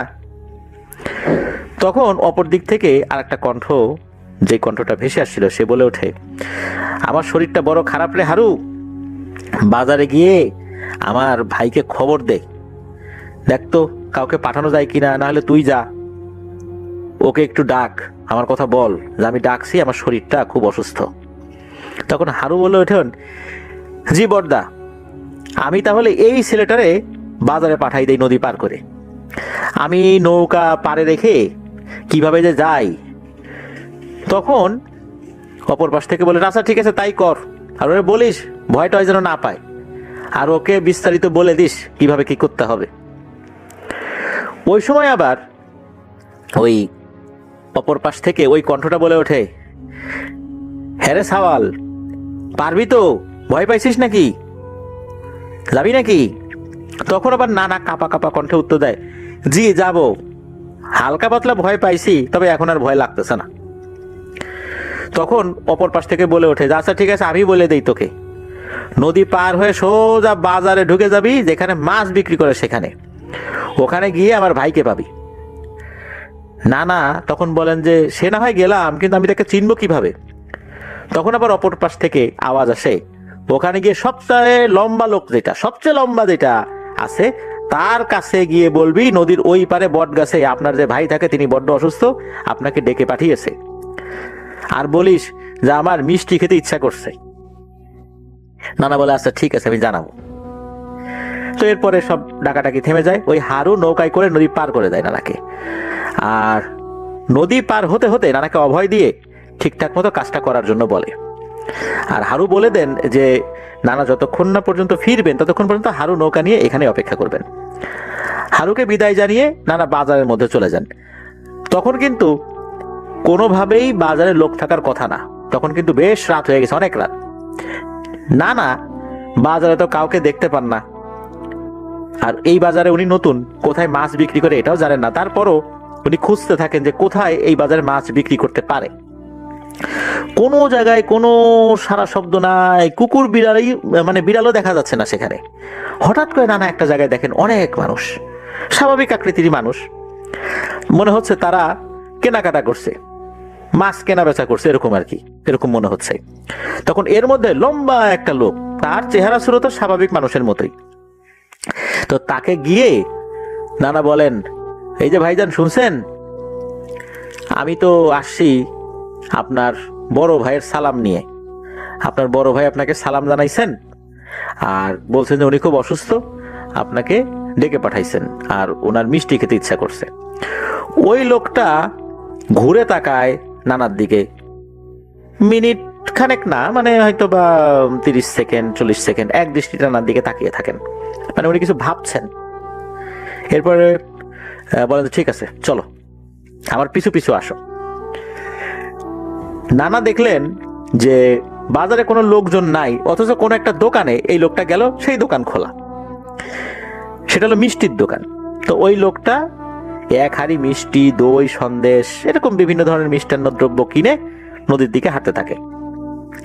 নানাও তার পিছু পিছু হাঁটতে থাকে, তার পাশাপাশি হাঁটতে পারছিলেন না, মানে ওই লোকটা এত দ্রুত হাঁটছিল যে তার পাশাপাশি আসার কোনো সুযোগ নেই। তবে নানা পেছন থেকে তাকে কোনো কিছু জিজ্ঞেস করেন নাই। নানা বুঝতে পেরেছিলেন যে এই জিনিসটা স্বাভাবিক কিছুই না। নদীর পাড়ে সে দুজনে দাঁড়িয়ে যান। এদিকে নানা ওই হারুকে ডাকতে থাকেন, ও হারু ভাই, ও হারু ভাই, এই যে আমরা তো চলে আসছি। তখন ওই লোকটা বলেন যে নৌকায় এখন পার হওয়ার সময় নাই, আমার বড় ভাই অসুস্থ, তুমি নৌকায় পার হয়ে যাও, আমি আমার মতো করে পার হয়ে যাচ্ছি। এই বলে ওই লোকটা করে কি, নদীর এপারে দাঁড়িয়ে এক পা এমন লম্বা করেছে যে ওই পাটা লম্বা হয়ে নদীর ওই পারে চলে গেছে। এরপর ওনার এক পা এই পাশে আর এক পা ওই পাশে, পুরো বডিটা উনি ওই পায়ের কাছে নিয়ে যান। এরপর এই পাটা ছোট করে আবার স্বাভাবিক আকৃতিতে উনি নিয়ে আসেন নিজের শরীরটাকে। এরপরে হাঁটতে হাঁটতে কোথায় যেন চলে গেলেন। হারু এসে উপস্থিত হয় নৌকা নিয়ে। তো উনি নৌকায় উঠেছেন, অর্থাৎ নানা নৌকায় উঠেছেন। এই দৃশ্য দেখে তো নানা ভয়ে থরথর করে কাঁপছেন। তখন হারু নানাকে সাহস যোগাতে থাকে আর একটা বিড়ি ধরিয়ে বলে, নাও বিড়ি খাও, ভয়ের কিছু নাই। নানা যখন একটু স্বাভাবিক হন তখন হারু বলতে থাকেন, আসলে তুমি যাকে ডেকে নিয়ে আসছো উনিও জিন, মূলত তাড়াতাড়ি যাওয়ার জন্য এইভাবে উনি চলে গেছেন, না হলে সাধারণত আমি নৌকায় পার করে দেই, গল্প করতে করতে চলে আসি আর কি। তো এইভাবে আসলে অল্প কিছু কথা বলতে বলতে ওই ছাউনিতে নানা আর ওই হারু চলে আসেন। আর হারু তখন নানাকে বলেন যে আসলে এরা দুইজনই খুব ভালো জিন, এরা অনেকদিন ধরে এই এলাকায় আছে, আর এদের কারণে মূলত দুষ্টু পিশাচ শ্রেণীর জিনেরা জেলেদেরকে জ্বালাতন করতে পারে না। এরা মানুষদের অনেক উপকার করে, কখনো কোনো ক্ষতি করে না। মূলত এদের কারণেই আল্লাহর রহমতে মানুষ নির্ভয়ে রাতের বেলায় মাছ ধরতে পারে। তো এভাবে বিভিন্ন গল্পগুজব হচ্ছে। নানারও ভয়টার একদম কেটে আসছে, নাই বললেই চলে ভয়। ভালোই লাগছিল যে এরকম একটা পরিবেশে উনি হঠাৎ করে পড়ে গেছেন, ভয় পেয়েছিলেন, তো এখন আর ভয় নাই। হঠাৎ দূর থেকে একটা কণ্ঠ ভেসে আসে, এই হারু, তোরা খেয়েছিস রাতে? তখন হারু বলেন যে হ্যাঁ আমি তো খাইছি বড়দা, এই লোকটা তো আসলে খায় নাই, ওই আত্মীয় বাড়িতে গেছিল, যায় দেখে তালা মারা, তাই চলে আসছে এখানে, সে খাওয়া দাওয়া করে নাই। তখন ওই পাশ থেকে বলে ওঠে, ও বুঝছি, তাহলে এই নে এক হাড়ি সন্দেশ খা তোরা, যেহেতু ছেলেটা খাওয়া দাওয়া করে নাই তো দুইজন মিলেই খা। মুহূর্তের মধ্যে একটা লম্বা হাত ওই ছাউনির এক পাশে চলে আসে। ছাউনির কিন্তু মাথার সাইড, পায়ের সাইডে ফাঁকা থাকলেও ওই জায়গাটা ঢাকা ছিল, তো এক সাইডে খোলা রেখেছিলেন ওই সময় হারু। তো ওই দিক দিয়ে একটা হাত চলে আসে। হাত দেখে যদিও বা নানার ভয় পাওয়ার কথা, তবে নানা এবার মোটেও ভয় পান নাই। ঠিক একই রকম বেশ বড় আকৃতির একটা লোমশ হাত, হাতে একটা সন্দেশের হাড়ি, ওই জিনিসটা ছাউনির মধ্যে চলে আসে। তো নানা এটা দেখেন, হারু ওই হাড়িটা গ্রহণ করেন, দেখা যাচ্ছে ওর ভিতর সন্দেশ আছে। আর এগুলো তো নানা নিজেই দেখেছিলেন যে কিভাবে কিনেছে। নানা অবশ্য খেতে চাচ্ছিলেন না, কিছুটা আনইজি ফিল করছিলেন। হারু জোরাজোরি করে যে খাও রে বাবা, কোনো সমস্যা নাই। এরপর নানা এটা খান, খাওয়ার পর ভালোই লাগলো আর কি। এটা যে একদম অপার্থিব স্বাদ বিষয়টা এরকম না, তবে মিষ্টির কোয়ালিটিটা খুব ভালো ছিল আর কি। নানা তো ক্ষুধার্তও ছিলেন। এরপর হারু আর নানা সারা রাত গল্প করে কাটিয়ে দেন। ফজরের পরে যখন আস্তে আস্তে সকাল হচ্ছে, মানে সূর্য উঠছে, চারদিকে একটু ফর্সা হয়ে আসছে, এরপর নৌকাও ঘাটে চলে আসে। নানা এরপরে নদী পাড়ি দিয়ে আস্তে আস্তে বাড়িতে চলে আসেন। তবে নানা এরপরে কখনোই এইভাবে আর এই নদীর পাড়ে রাতের বেলা আসার চেষ্টা করেননি। যতদিন উনি জীবিত ছিলেন ততদিন করেন। নানা এখন জীবিত নাই, এমনটাই জানিয়েছেন আমাদেরকে যিনি ঘটনা পাঠিয়েছেন, সিয়াম আলম ভাই।